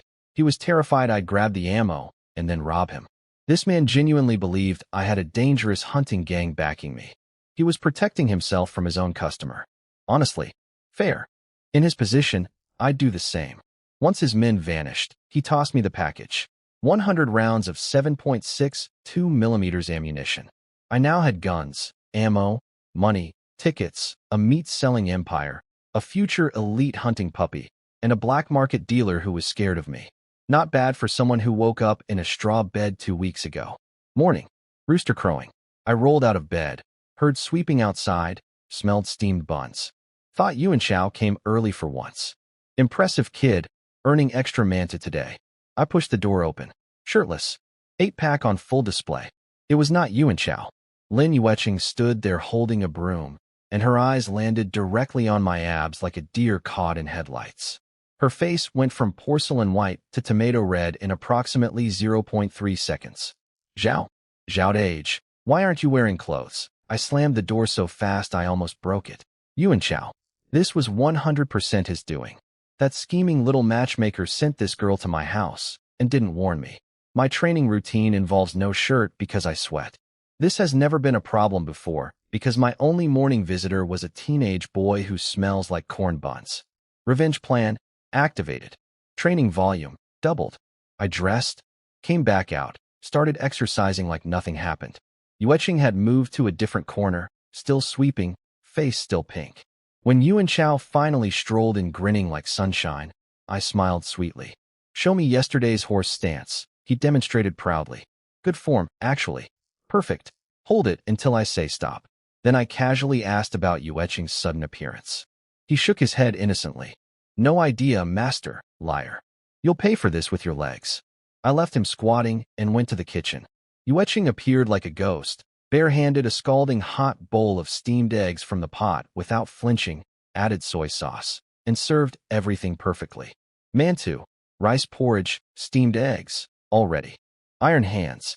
This girl grabs boiling ceramics like they're room temperature. Terrifying. She tried leaving. I accidentally grabbed her hand to stop her. Her face went nuclear red. I realized what I'd done and released immediately. Smooth, Tianliang. Very smooth. I made her sit and eat. She only wanted plain porridge. I pushed mantu and eggs in front of her. She's dangerously thin. Whatever illness she has, combined with her family treating her like garbage, means she's probably barely eating at home. The steamed eggs were incredible. Silky, savory, melting on my tongue. Pheasant eggs plus soy sauce equals perfection. This girl can cook. Outside, Yuan Shao was dying. Legs trembling like earthquake sensors. Sweat pouring down his face. He looked ready to meet his ancestors. Yueching noticed. Is he okay? He's fine. Building character. I finally called him in for breakfast. He collapsed, gasping, looking at me with wounded puppy eyes. He knew this was punishment, but in his mind, he'd done nothing wrong. He just wanted his master to have a wife. Kid, I appreciate the thought, but you could have warned me before sending a pretty girl to my door while I'm half naked. I dangled the carrot. Eat up. We're going hunting today. His suffering vanished instantly. Eyes bright. Back straight. The magic word, hunting, resurrects this boy from any punishment. Too easy to manipulate, just like his master taught him. Breakfast took an extra hour because Lin Yueching eats like a frightened sparrow. Every bite required encouragement. Eat the mantu. I'm fine. Eat. She finally finished. I sent her home to rest and gave her my house key to lock up. Then I lectured Yuan Shao on the walk to the mountains. Never leave Yueching alone at my place again. I'm a single man. She's a young woman. People talk. You want to help her? Stop creating scandals. The color drained from his face. He hadn't considered that angle at all. Good intentions, catastrophic execution. Classic Yuan Shao. We shifted topics. I'd heard the village was organizing hunters against wild boar, but it hadn't materialized. The commune wouldn't fund it, leaving Sheng'an to handle things alone, which meant basically nothing would happen because the village is broke. Then Yuan Shao dropped some very interesting intelligence about the Shangliang commune situation. Their boar crisis was still raging. They'd increased the bounty. 50 gene of grain per boar killed, 20 bullets per kill. Hit 10 boars, and they award a bicycle. 15 boars. A television ticket on top of everything. A bicycle. A TV ticket. Those are 2 pieces of the legendary 3 rounds and a sound. The ultimate status symbols of 1976. Families with those items have matchmakers breaking down their doors. My brain immediately started scheming. I've got 7 clone boars sitting in my inventory. Could I just present those and claim the prizes? No. Killed that thought instantly. Those 7 pigs look identical. Selling processed meat to Song Jianzi is fine. Nobody inspects hamburger. But presenting whole boars to a commune crawling with experienced hunters? Someone would notice 7 carbon copy pigs. Secret exposed. Game over. The real play is going to Shangliang legitimately. Join a hunting team. Let them track and flush the boars. Then make sure I land the killing blow every time. My multiplier only triggers on MY kills. Even if I worked for free, every dead boar gives me 100 more. That's thousands of gene of meat plus the official bounty rewards. But there's a bigger prize. The commune reportedly lets top hunters apply for a Type 56 semi-automatic rifle. That weapon would transform my hunting capability overnight. Meanwhile, our actual hunt today was pathetic. We circled the outer mountain all day and bagged exactly 1 pheasant. 1. This forest is practically empty. The soil around Sheng'an must be cursed, bad crops, and bad wildlife. To find real game, I'd need to go deep into the mountains alone, which is suicide without a hunting dog. My future elite puppy won't be combat ready for at least a year. Until then, deep forest is off limits. I'm cautious, not crazy. Walking home at sunset with our sad single pheasant, I spotted a familiar square-jawed figure heading straight toward me. Hunter King, Wang Qingshan, the bear hunt guy. He'd clearly been waiting for me. Whatever he wanted, It wasn't small talk. Wang Qingshan invited me to his place. First thing I noticed, a wolf blue hunting dog named Stone. Beautiful beast, pure breed, gray-blue coat, though clearly getting old. Still impressive enough to make me jealous. I need a dog like that. He got straight to business. Found the bear's location. Wanted me as lead gunner. 3-man team. Me shooting, some axe guy as backup, and Wang Qingshan himself handling the most dangerous job. Flushing the bear toward us with Stone. The split? He wanted nothing. 0 share. Just the kill. Generous offer. Suspiciously generous. Because this wasn't about meat or money. This was about revenge. I refuse. His jaw dropped. Nobody turns down free bear meat. Wang Ji, can you honestly tell me you'll stay calm when you're face to face with that bear? Silence. His hands started trembling. That told me everything. Li Hongbing was right. This man's courage died with his wife 5 years ago. He's burning with hatred, but physically incapable of controlling himself in the moment. Taking him bear hunting would be like bringing a live grenade into a library. He laughed bitterly. Didn't argue. Offered me dinner. I politely declined and headed home. At the youth quarters, smoke was already rising from the kitchen. Yuecheng and Yuanshao had let themselves in. She was boiling water while he plucked our lonely pheasant. When she looked up with those soft eyes and said, "Welcome back," something in my chest did a weird flutter that I chose to aggressively ignore. She cooked dinner, braised pheasant with mushrooms, stir-fried pheasant eggs with scallions, and cold wild greens. First meal using the seasonings I'd bought from the supply store. The pheasant meat was rich, earthy, perfectly seasoned. I was genuinely impressed. Delicious, I said with my mouth full. 0 table manners. Full sincerity. I caught Yuecheng's white-knuckled grip on her bowl relaxing. She'd been terrified I wouldn't like her cooking. This girl measures her entire self-worth by whether she's useful to others, and that breaks my heart a little. After dinner, she said goodbye. See you tomorrow, Zhao Dage. She walked home looking lighter than I'd ever seen her. What I didn't know until later, the Chun father-son duo had officially canceled the marriage. A matchmaker showed up at the Lin household demanding the bride price back. Lin Yuecheng's mother cried. Her father looked constipated. They returned the money like someone pulling teeth, slowly, painfully, dramatically. The matchmaker grabbed the cash and practically ran out of there. She'd never touch this family's business again. Word had spread everywhere. Even a divorced old man rejected their daughter. No matchmaker in the region would risk their reputation on the Lin girl now. And who did the parents blame? Their daughter, naturally. That cursed girl brought this on us again. Not the creepy 40-year-old who ran away. Not themselves for trying to sell their child. The girl. Meanwhile, their cursed daughter was walking home smiling for the first time in years, completely unaware that her parents' fury was waiting behind the door. This family makes my blood boil. Good news first. My land permit paperwork started. Li Hongbing handed me the application form at the village office. Fill it out, get villagers to stamp approval, send to the commune. Then I officially own a plot to build a house. The dream is happening. Now the other thing. Yuanshao and I went into the last unexplored area near the village, a red pine forest. Within minutes, this kid spotted rub marks on a tree and screamed like he'd found buried treasure. I examined the marks. Pulled out some fur. Sniffed it. Black bear. Not a brown bear. Those are absolute killing machines that shrug off bullets like mosquito bites. Black bears are smaller, more cowardly, more manageable. Still terrifying, but fightable. We going after it? We're going to try. We tracked it for 20 minutes until we found a battlefield. Smashed vegetation. Blood everywhere. Multiple footprints. Someone else had gotten here first. A hunting team had already engaged this bear. My gut said Wang Qingshan. He'd told me he found the bear's location. I'd refused his invitation. He'd gone without me. We followed the blood trail. Then, boom. A massive explosion echoed through the forest. We ran. What we found was a nightmare. Wang Qingshan's team was destroyed. His wolf blue dog Stone, spine snapped. One teammate's leg slashed open, immobilized. The gunner, Li Jiankong, had tried saving his teammate by shooting the bear, but his garbage homemade shotgun exploded in his hands. The bear grabbed him and literally licked half his face off with its barbed tongue. Li Jiankong was on the ground, motionless, probably dead. The bear had played them all. It pretended to flee wounded, then ambushed them when they pursued. Smart, ruthless, terrifying, Only Wang Qingshan was still standing, barely. A massive claw wound across his chest was pouring blood. He was holding an axe with shaking hands, facing a full-grown black bear alone. The wind was blowing his scent directly toward the bear's nose. Black bears have terrible eyes, but incredible smell. It knew exactly where he was. Running wasn't an option. Guess I'm fighting to the death, he muttered. Man and bear charged each other.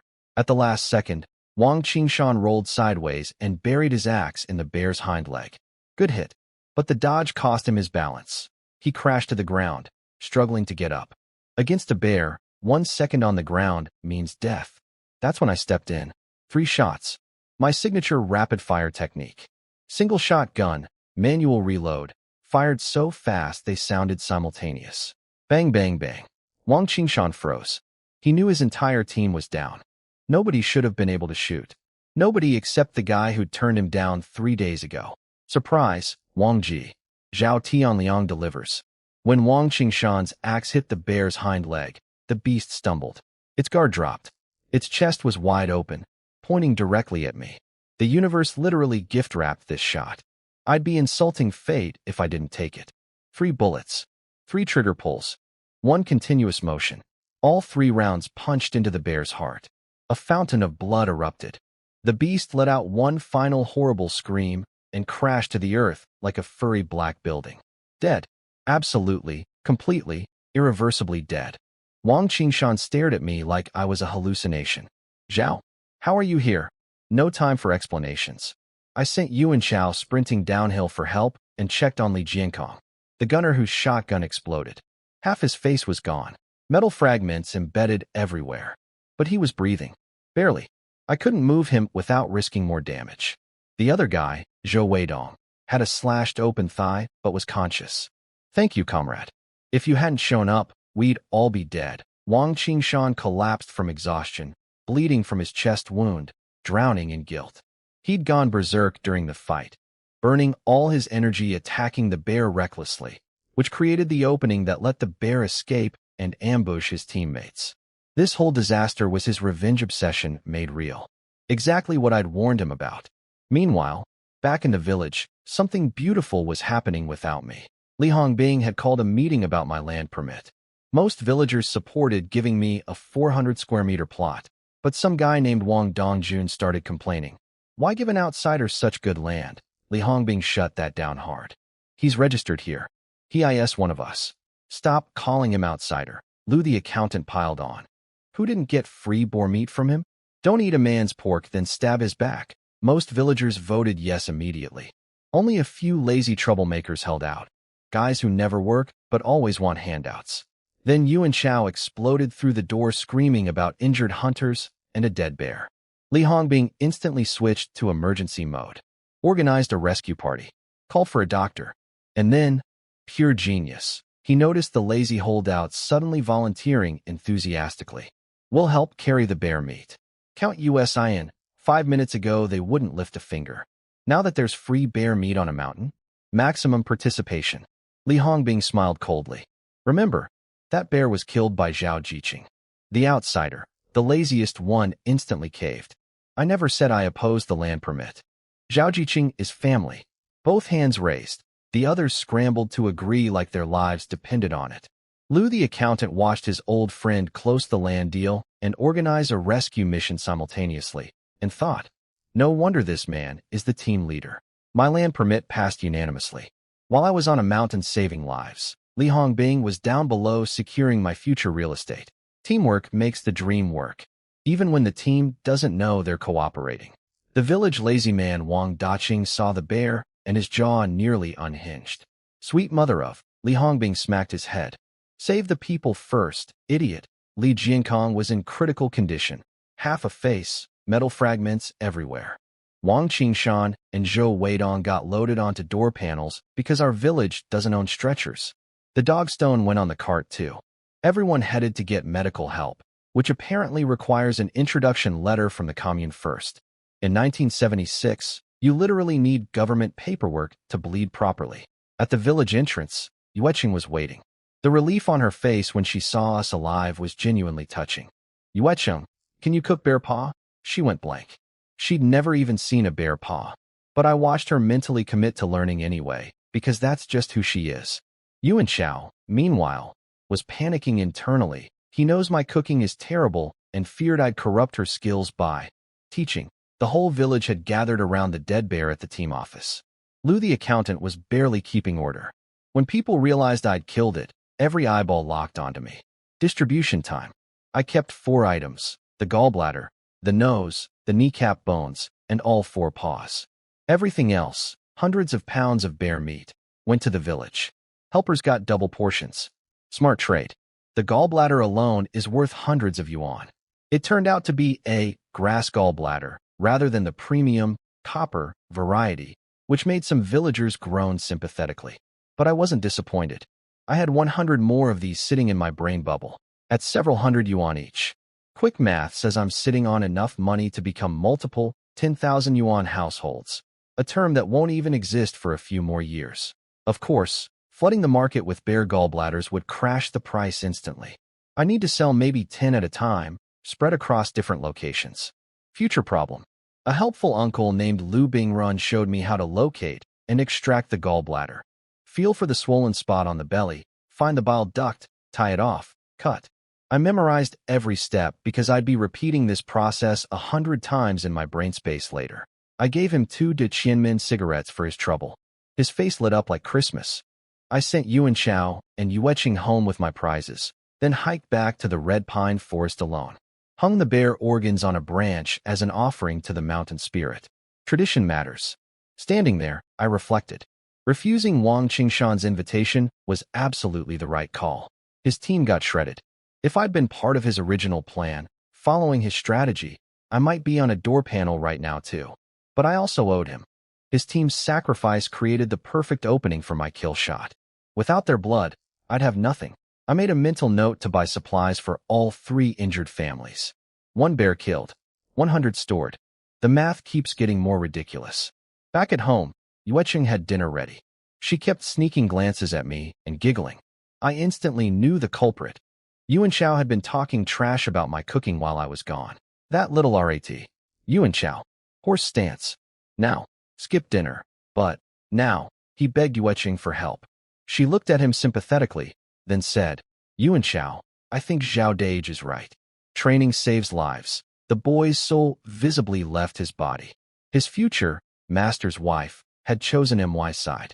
He shuffled outside, mumbling something about regretting every matchmaking decision he'd ever made. I let him stop when his legs were vibrating like tuning forks. Then it happened. Yueqing served him rice, and this exhausted, delirious child blurted out, Thanks, Shifunyang, master's wife. He called her master's wife.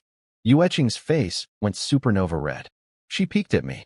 I turned away because my own face was doing something unauthorized. I have 0 relationship experience across 2 lifetimes. My emotional processing power is exactly nil. I'm going out. I grabbed the bear gallbladder and fled my own house. Outside, sweet oxygen. I walked to Lu Bingruan's place, the uncle who'd helped extract the gallbladder earlier. I needed to learn proper processing techniques, because a raw gallbladder is worthless. It needs to be dried and refined before any store will buy it. Lu Bingrun was thrilled to see me. Even more thrilled when I handed him a pack of De Qianmin filtered cigarettes. This man would probably adopt me for premium smokes. He sat me down and explained everything. First, ideally you tie off the bile duct before the bear dies. Living gallbladder never touches ground, is the golden rule.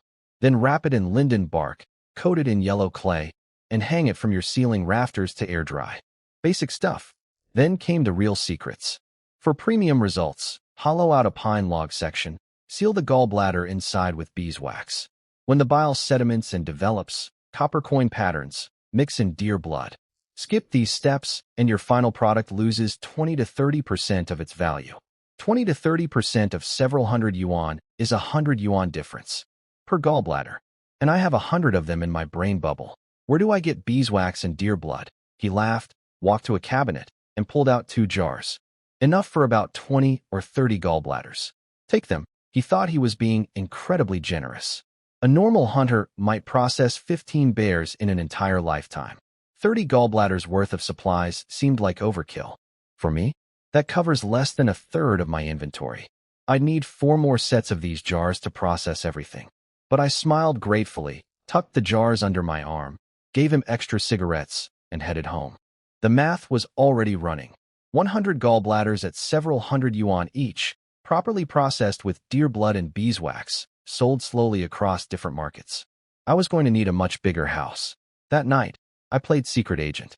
Hollowed out a pine log, sealed the gallbladder inside with beeswax, then waited until midnight to sneak it into Wang Qingshan's empty house. The man was at the hospital with his dog. His door wasn't even locked. I stashed the log on his ceiling beam and vanished. Nobody would think to look for a valuable gallbladder in an injured bachelor's abandoned cottage. Spy movie stuff. Next morning, Yueqing was already at my place sweeping. This was becoming routine, and honestly, I wasn't mad about it. Her skin looked slightly better lately. Faint color returning. Turns out eating actual food does that to a person. Use my kitchen whenever you want. Eat here. She tried refusing. I gave her my serious voice. She caved instantly, then got suspiciously happy about being bossed around. Women are confusing across all timelines. Yuan Shao appeared, saw me packing for Wang Youtian's place, and nearly levitated with excitement. Uncle's house means legendary cooking. Stand still. Finish your stance training. His joy crashed like a falling piano. Yueqing giggled. He made a face at her. These two are basically siblings at this point. After breakfast, I loaded up 4 bear paws, a bottle of cheap bulk liquor, no Xiaodong special brew this time. Song Jianzi cleaned me out, and headed to Frozen Creek. Walking. Again. On my own 2 suffering legs. I desperately need a bicycle, but the tickets don't exist on the black market. The Shangliang Commune bounty offers 1 for 10 boar kills, which was looking increasingly tempting. Good news though, my land permit got approved. 200 square meters of building space, for 100 including the yard, northeast side of the village near Wang Qingshan's place. Li Hongbing pushed it through while I was bear hunting. The man is an administrative genius. Today's mission: get Wang Youtian to cook bear paws and arrange another meat sale to the lumber camp. I had wild boar inventory to move. We arrived at the familiar courtyard. Da Xiao and Dayton exploded from the house like guided missiles locked onto my basket. Xiao Zhao Gidge. These kids looked at me like I was Santa Claus, the Tooth Fairy, and their father combined. Yuan Shao stood there invisible, pouting. His own cousins treated him like wallpaper. He coughed dramatically. They glanced over. Oh, hi, Yuan Shao Biaoji. The disrespect was surgical. This boy practically raised them, and now he's background decoration. All because I bring meat, and he brings himself. Daming was at school, still in upper elementary despite being 14. Between the political chaos wrecking education for years and rural kids starting late anyway, it tracked. Dayton cut straight to business. What did you bring? Bear paws. Ever had one? Both boys' eyes went so wide they looked like cartoon characters. Their mouths formed perfect circles. The word, bear, echoed through the room like thunder. Wang Youtian wasn't home yet, but tonight's dinner menu was already decided. For bear paws, cooked by a 30-year veteran chef, paired with cheap liquor and good conversation. The cheap wine bothered me a little. But hey, it's the thought that counts, right? Dayton peeked into my basket and nearly fell backwards. Whoa, Zhaoji, you killed another bear? Nah, just got lucky. Right place, right time. The two brothers transformed into a wildlife documentary Q&A panel. Are black bears really blind? How scary are they? Can they climb trees? I sat them down and gave a mini lecture on black bear behavior while waiting for their dad. Pro tip for surviving bear encounters: never run downwind. Their noses are basically military-grade tracking systems. Wang Youtian walked in, spotted my basket, and went through his signature ritual: sniff, freeze, peek, shock. For paws? You killed a bear in the few days since I last saw you. His brain was doing the same math as before. 4 paws means soul hunter credit. No dog. No team. Just me and a borrowed single shotgun versus a black bear. The man looked at me like I was from another planet. Which, technically, I am. I corrected him. Told the whole story about Wang Qingshan's disastrous hunt and my last-second intervention. He sighed about it being only a grass gallbladder, not the premium copper type. Everyone keeps saying that. Yes, I know. But I have 100 of them in my skull, so I think I'll survive the disappointment. His eldest, Guangming, came home from school. I volunteered to help cook so the kid could rest. Wang Youtian and I went to the kitchen, and that's when I brought up business. I have 7 wild boars to sell. How many? His voice cracked like a teenage boy's. 7 whole boars. I wanted to clear my entire inventory in one shot. Then he made the mistake of asking where I got them. I gave him my serious face. One look, and he backpedaled so fast he nearly tripped over a cooking pot. Forget I asked. None of my business, smart man. We arranged delivery for tomorrow night. Simple transaction. Meat and organs only. I was keeping the tusks and bristle hair for separate sales. He needed extra ingredients for the bear paw recipe, so I volunteered to bike to the supply store. Wang Yutian borrowed a bicycle from a neighbor. His lumber camp community actually had 5 or 6 families with bikes. Meanwhile, my entire village of Sheng'an has one. The wealth gap between a state lumber camp and a farming village is absolutely criminal. I pedaled to the familiar red brick building. Same slogan on the wall. Same cues inside. Found my girl sister Zhang and joined her line. 10 minutes later, her tired face brightened when she saw me. The power of being handsome and generous with rabbit pelts. Little brother. Shopping again. I handed over a modest stack of tickets this time. Last visit I'd bought enough supplies for a small army. Doing that twice would raise eyebrows. I stuck to essentials and hunting supplies only. Low profile. Don't attract attention. The bicycle ride back felt glorious. Wind in my face, supplies in my basket, 7 boars ready to sell tomorrow. Life was moving fast. Now I just needed my own bike. The Shangliang commune bounty was whispering louder every day. 10 boars equals 1 bicycle. And I had 100 times multiplier whispering right back. At the supply store, Sister Zhang nearly collapsed gathering my order. Lead shot, rope, 20 gene of salt, 20 gene of liquor, kerosene, matches, a lantern, rubber shoes, sewing kit, 3 brands of cigarettes, 3 cans of malted milk powder. I tried being modest this time. Failed spectacularly. She was dripping sweat by the end. Her eyes screamed, "I love you, but also hate you." I hit her with, "That hair clip looks amazing today." Instant recovery. The woman runs on compliments like a car runs on gasoline. People outside stared at me, leaving with a mountain of goods. I could hear their brains churning. Who is this guy? A cadre's son? Should we set him up with our niece? I loaded everything onto the borrowed bicycle, found a quiet road, dumped most of it into my brain bubble, and kept only Wang Youtian's cooking ingredients. The bear paw dish was transcendent. Wang Yutian braised those paws with mushrooms and bamboo shoots until the meat literally dissolved on my tongue. Rich, silky, with a sweet aftertaste that lingered. His 3 boys and Yuan Shao inhaled everything like starving wolves. Yuan Shao had earlier complained that his uncle was too stingy to let me watch him cook. Besides, "Master, it's not like you can cook anyway." I mentally added this to his punishment ledger. Interest accruing daily. I asked Wang Yutian to pack leftover bear paw for takeout. He understood immediately. The ingredients were mine, so leftovers were mine too. After lunch, I borrowed the bike again, rode to the grain station, bought 200 gene of rice. 3 mouths eating at my place now. Me, Yueching practically living in my kitchen, and Yuan Chao's bottomless stomach visiting daily. Rice disappears fast when you're the village food bank. Back at my place, Yueching was leaning against the kitchen doorframe, daydreaming. She lit up when she saw me, then immediately tried looking casual. Failed adorably. "Did you eat lunch?" She hadn't. Of course she hadn't. This girl would starve herself before touching my food without permission. I handed her the aluminum box of braised bear paw. Our fingers touched during the handoff. She jolted like she'd grabbed an electric fence. Her face went full sunset. I pretended not to notice because I have the emotional intelligence of a brick. Returned the bike, collected Yuan Shao, walked home. Heard Wang Qingshan was back from the hospital. I loaded up gifts, 3 cans of malted milk powder, 6 pheasants, 100 eggs, plus a bag of rice, and went to visit. His house was quiet. Too quiet. The dog kennel was empty. Inside, Wang Qingshan lay on the bed, Stone the wolf blue dog beside him. The dog's midsection was wrapped in bandages. Its back legs were motionless. Stone's paralyzed. Spine's broken. He'll never walk again. The room went heavy. This dog had been his only companion since his wife died. His hunting partner. His family. And now it was crippled because of a revenge mission that went sideways. He looked at my basket of gifts with confused eyes. Tianliang, what's all this for? Wang Qingshan tried refusing my gifts. Classic stubborn hunter pride. You killed the bear. It's yours. We don't deserve anything. I ignored him completely and started unloading.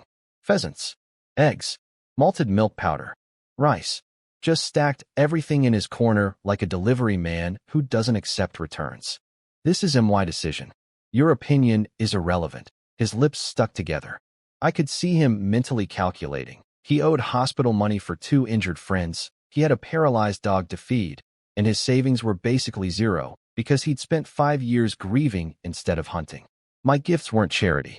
They were oxygen. Then he surprised me. Tianliang, let's team up for the Shangliang boar bounty. Again with the partnership pitch. But this time felt different. No revenge fire in his eyes. No trembling hands. Just a man who needed money to take care of the people he'd hurt. I need to pay for Stone's care.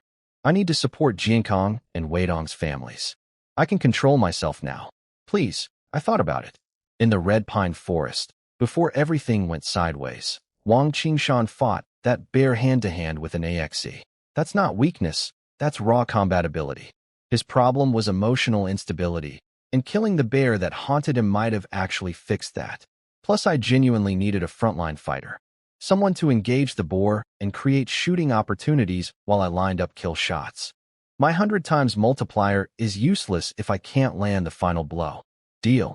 When you're healed, we hunt. He grinned so hard, he ripped his chest wound open. Worth it, apparently. That night, the big transaction. 7 wild boars, delivered to a birch forest where Wang Yutian was waiting with his co-worker Bao Yue and 2 ox carts. Bao Yue was nervous, bald head gleaming in the moonlight like a lighthouse.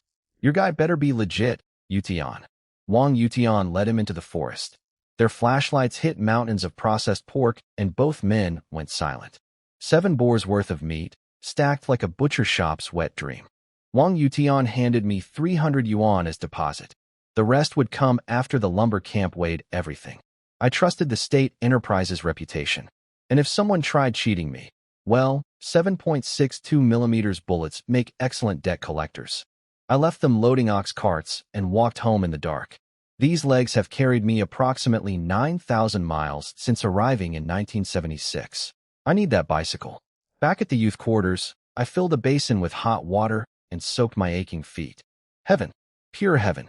Then I pulled every single yuan from my brain bubble and started counting. Bills spread across the bed like a money carpet.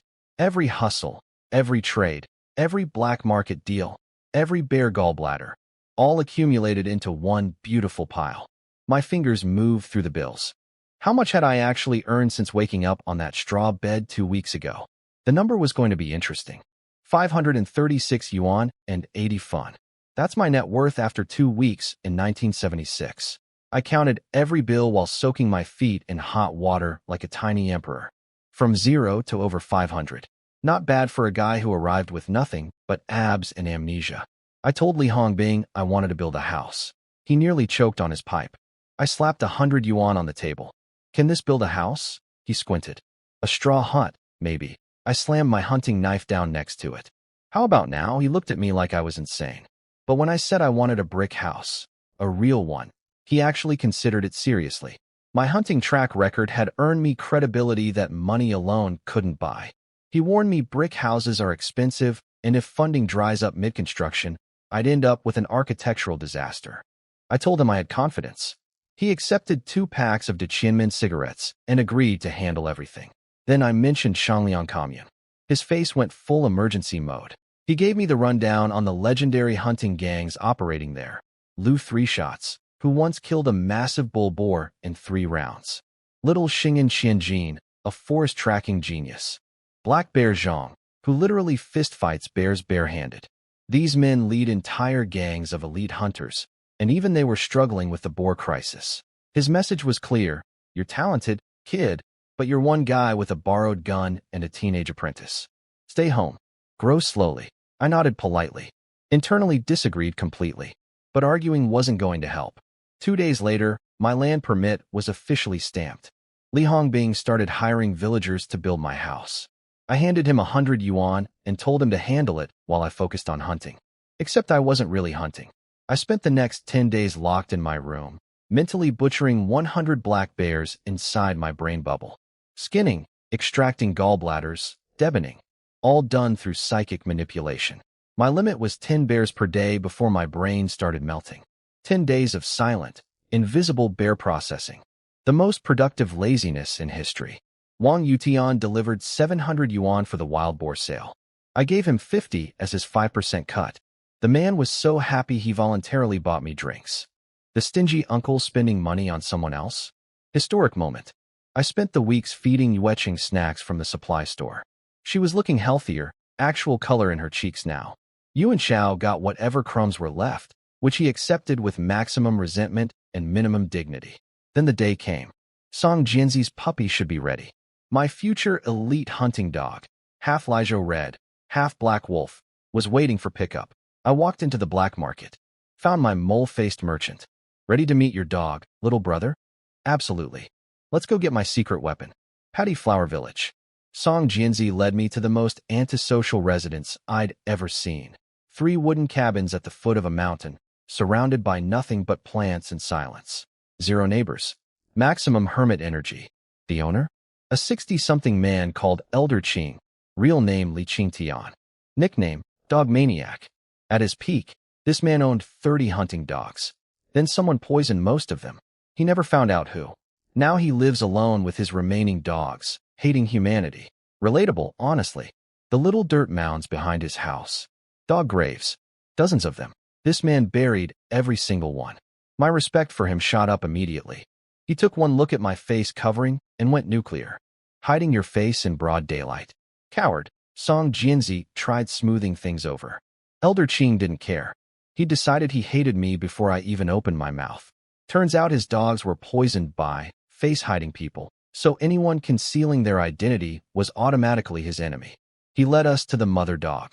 Elijah Red the size of a small COW. Pure muscle. Almond eyes locked on us like targeting systems. The deal was simple. If Mama Dog approves of me, I take the puppy. If not, we leave empty-handed. I started walking toward her. Slowly, non-threateningly. Professional animal approach technique. She stood up, ears pointed, teeth showing, tail swishing dangerously. Every step I took, she got more aggressive, shielding her puppy behind her massive body. Elder Qing was smirking. Scared?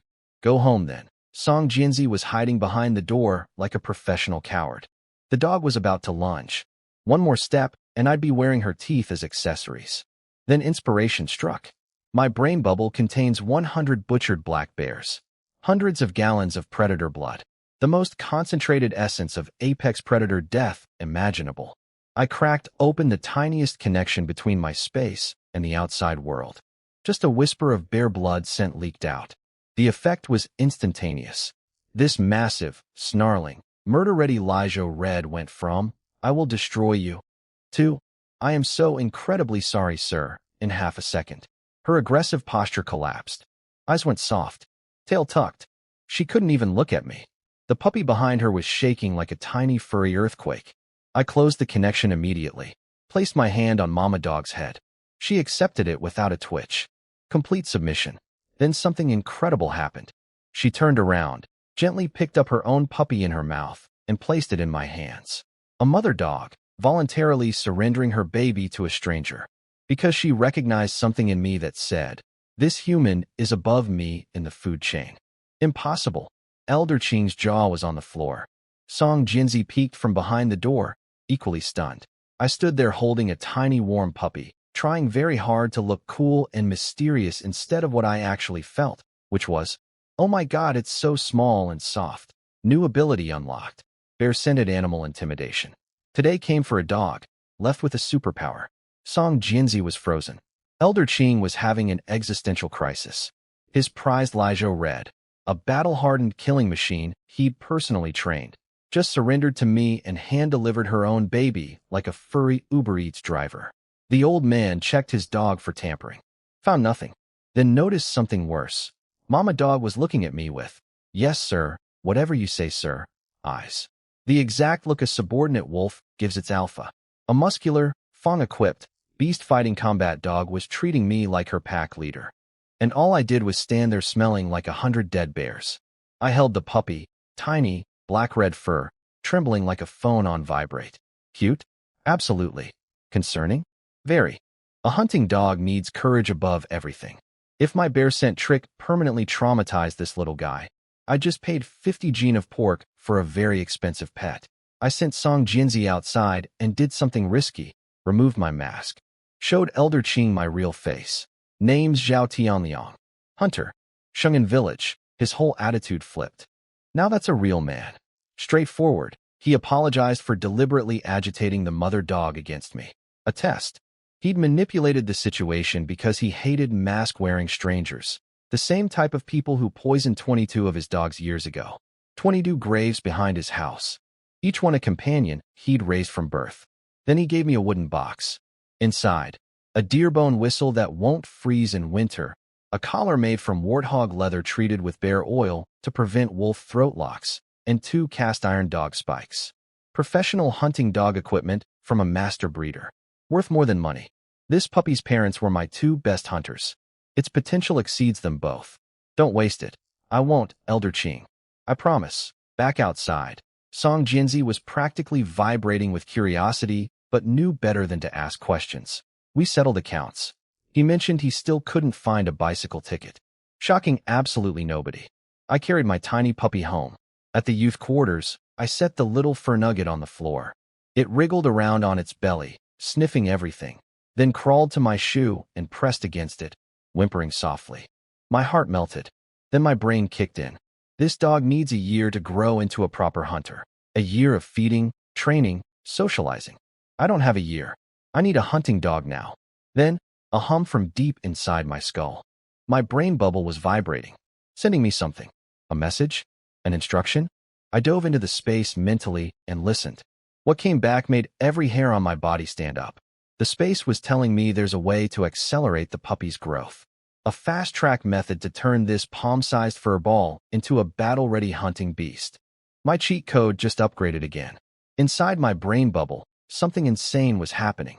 100 bears worth of meat started moving on its own, sliding, compressing, squeezing together, until it formed a tiny red pill the size of my thumb. My space basically became a pharmaceutical factory. The information downloaded into my brain.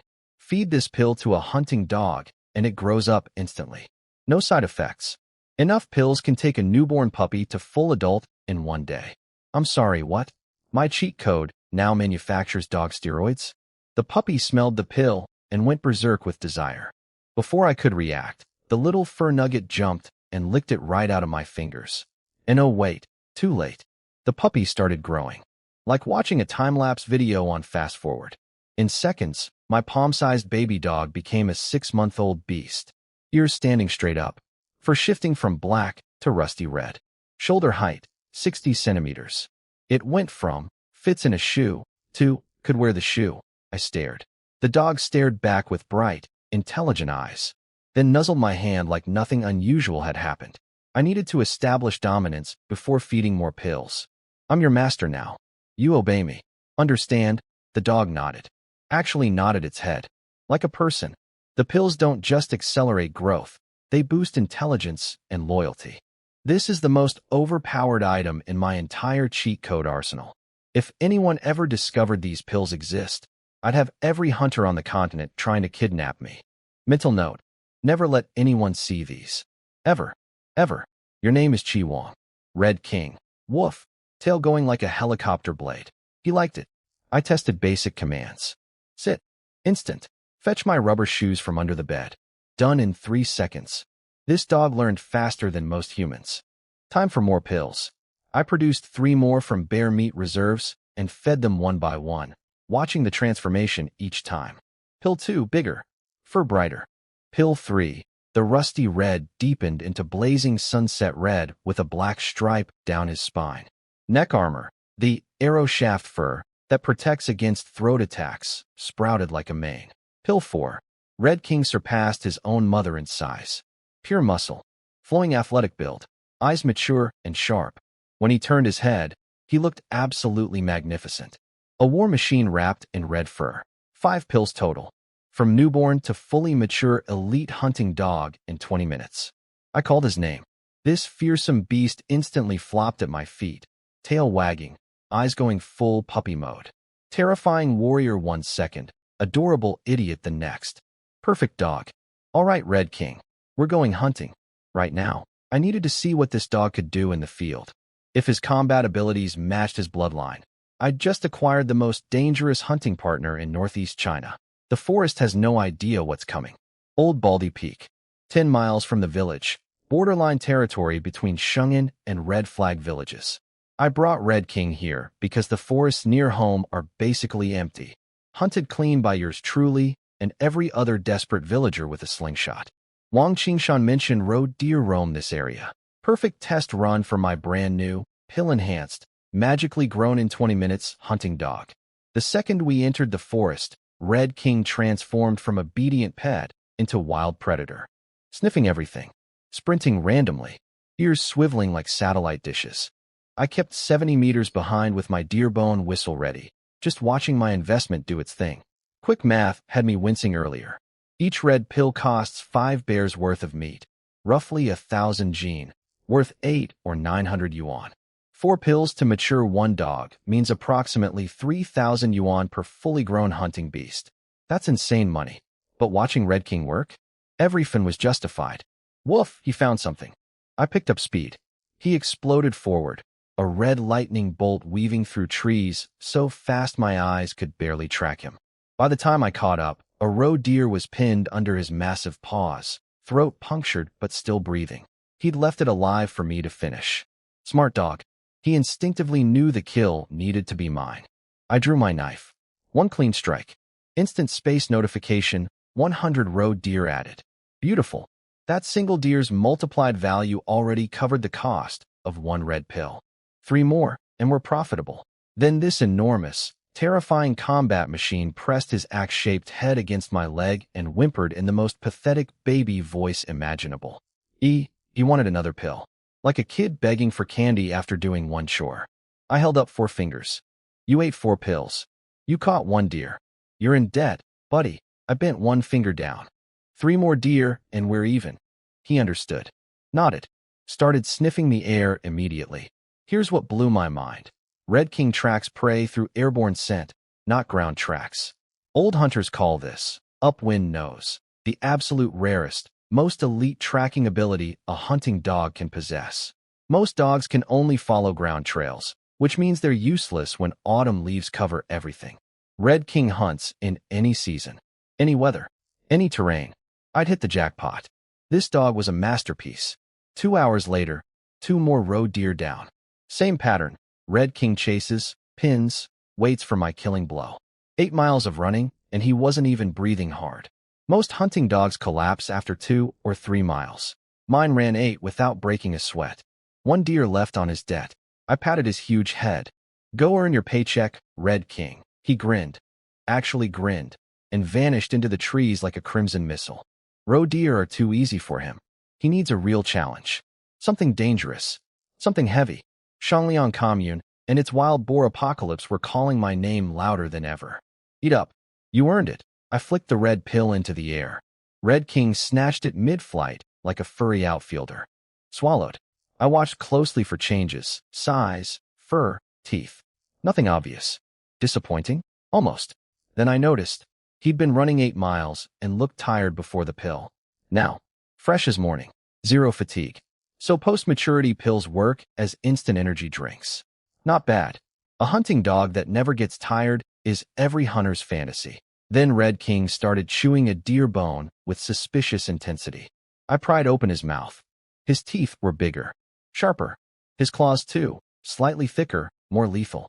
The pills were still upgrading him, just subtly. Long-term micro-enhancements. If I kept feeding him regularly, what kind of monster would he eventually become? A legendary dog king? Worshipped by canines everywhere? I laughed at myself, getting ahead of things. For now, he's just a very good boy who caught 4 roe deer in one afternoon. I processed the deer meat in my brain bubble, hung some organs on a branch for the mountain spirit, and headed home. Near the village, I loaded 2 baskets with processed venison, grabbed a carrying pole, and walked in like a proper hunter returning from work. At my building site, Li Hongbing was supervising construction. His cousin Li Fushan and 7 shirtless guys had marked the foundation with stakes and rope. They'd just finished setting the lines, the first real step toward my brick house becoming reality. These men weren't paid workers. In 1976, you build houses by feeding your neighbors. No wages, just meals. And people fought for the job because eating at a construction site meant saving food at home. The economy of poverty is brutal but efficient. Li Fushan nervously asked Li Hongbing whether I could actually afford to finish the house. Fair question. I'm a newcomer with no visible savings. Li Hongbing deflected like a politician. Just build well. You'll get every fun you're owed. He didn't sound fully confident. Poor uncle. Then I appeared on the horizon carrying 2 baskets of meat on a bent pole, with a massive red dog sitting beside me like a bodyguard. Li Hongbing saw Red King and nearly teleported backwards. What is that? My hunting dog. Purebred, Lijo Red. Name's Red King. Red King sat perfectly still, looking at Li Hongbing with curious but gentle eyes. The contrast between his terrifying physique and his calm demeanor slowly convinced the old man this beast wasn't going to eat him. Red King. Fitting name. He stared at the muscular, sunset-colored war machine with visible awe. Then his eyes drifted to my overloaded baskets. What's in those? Your pole's about to snap, I smiled. The answer to Li Fushan's question about whether I could afford this house was sitting right there in those baskets, and in my brain bubble containing 400 roe deer. Construction funding? Secured.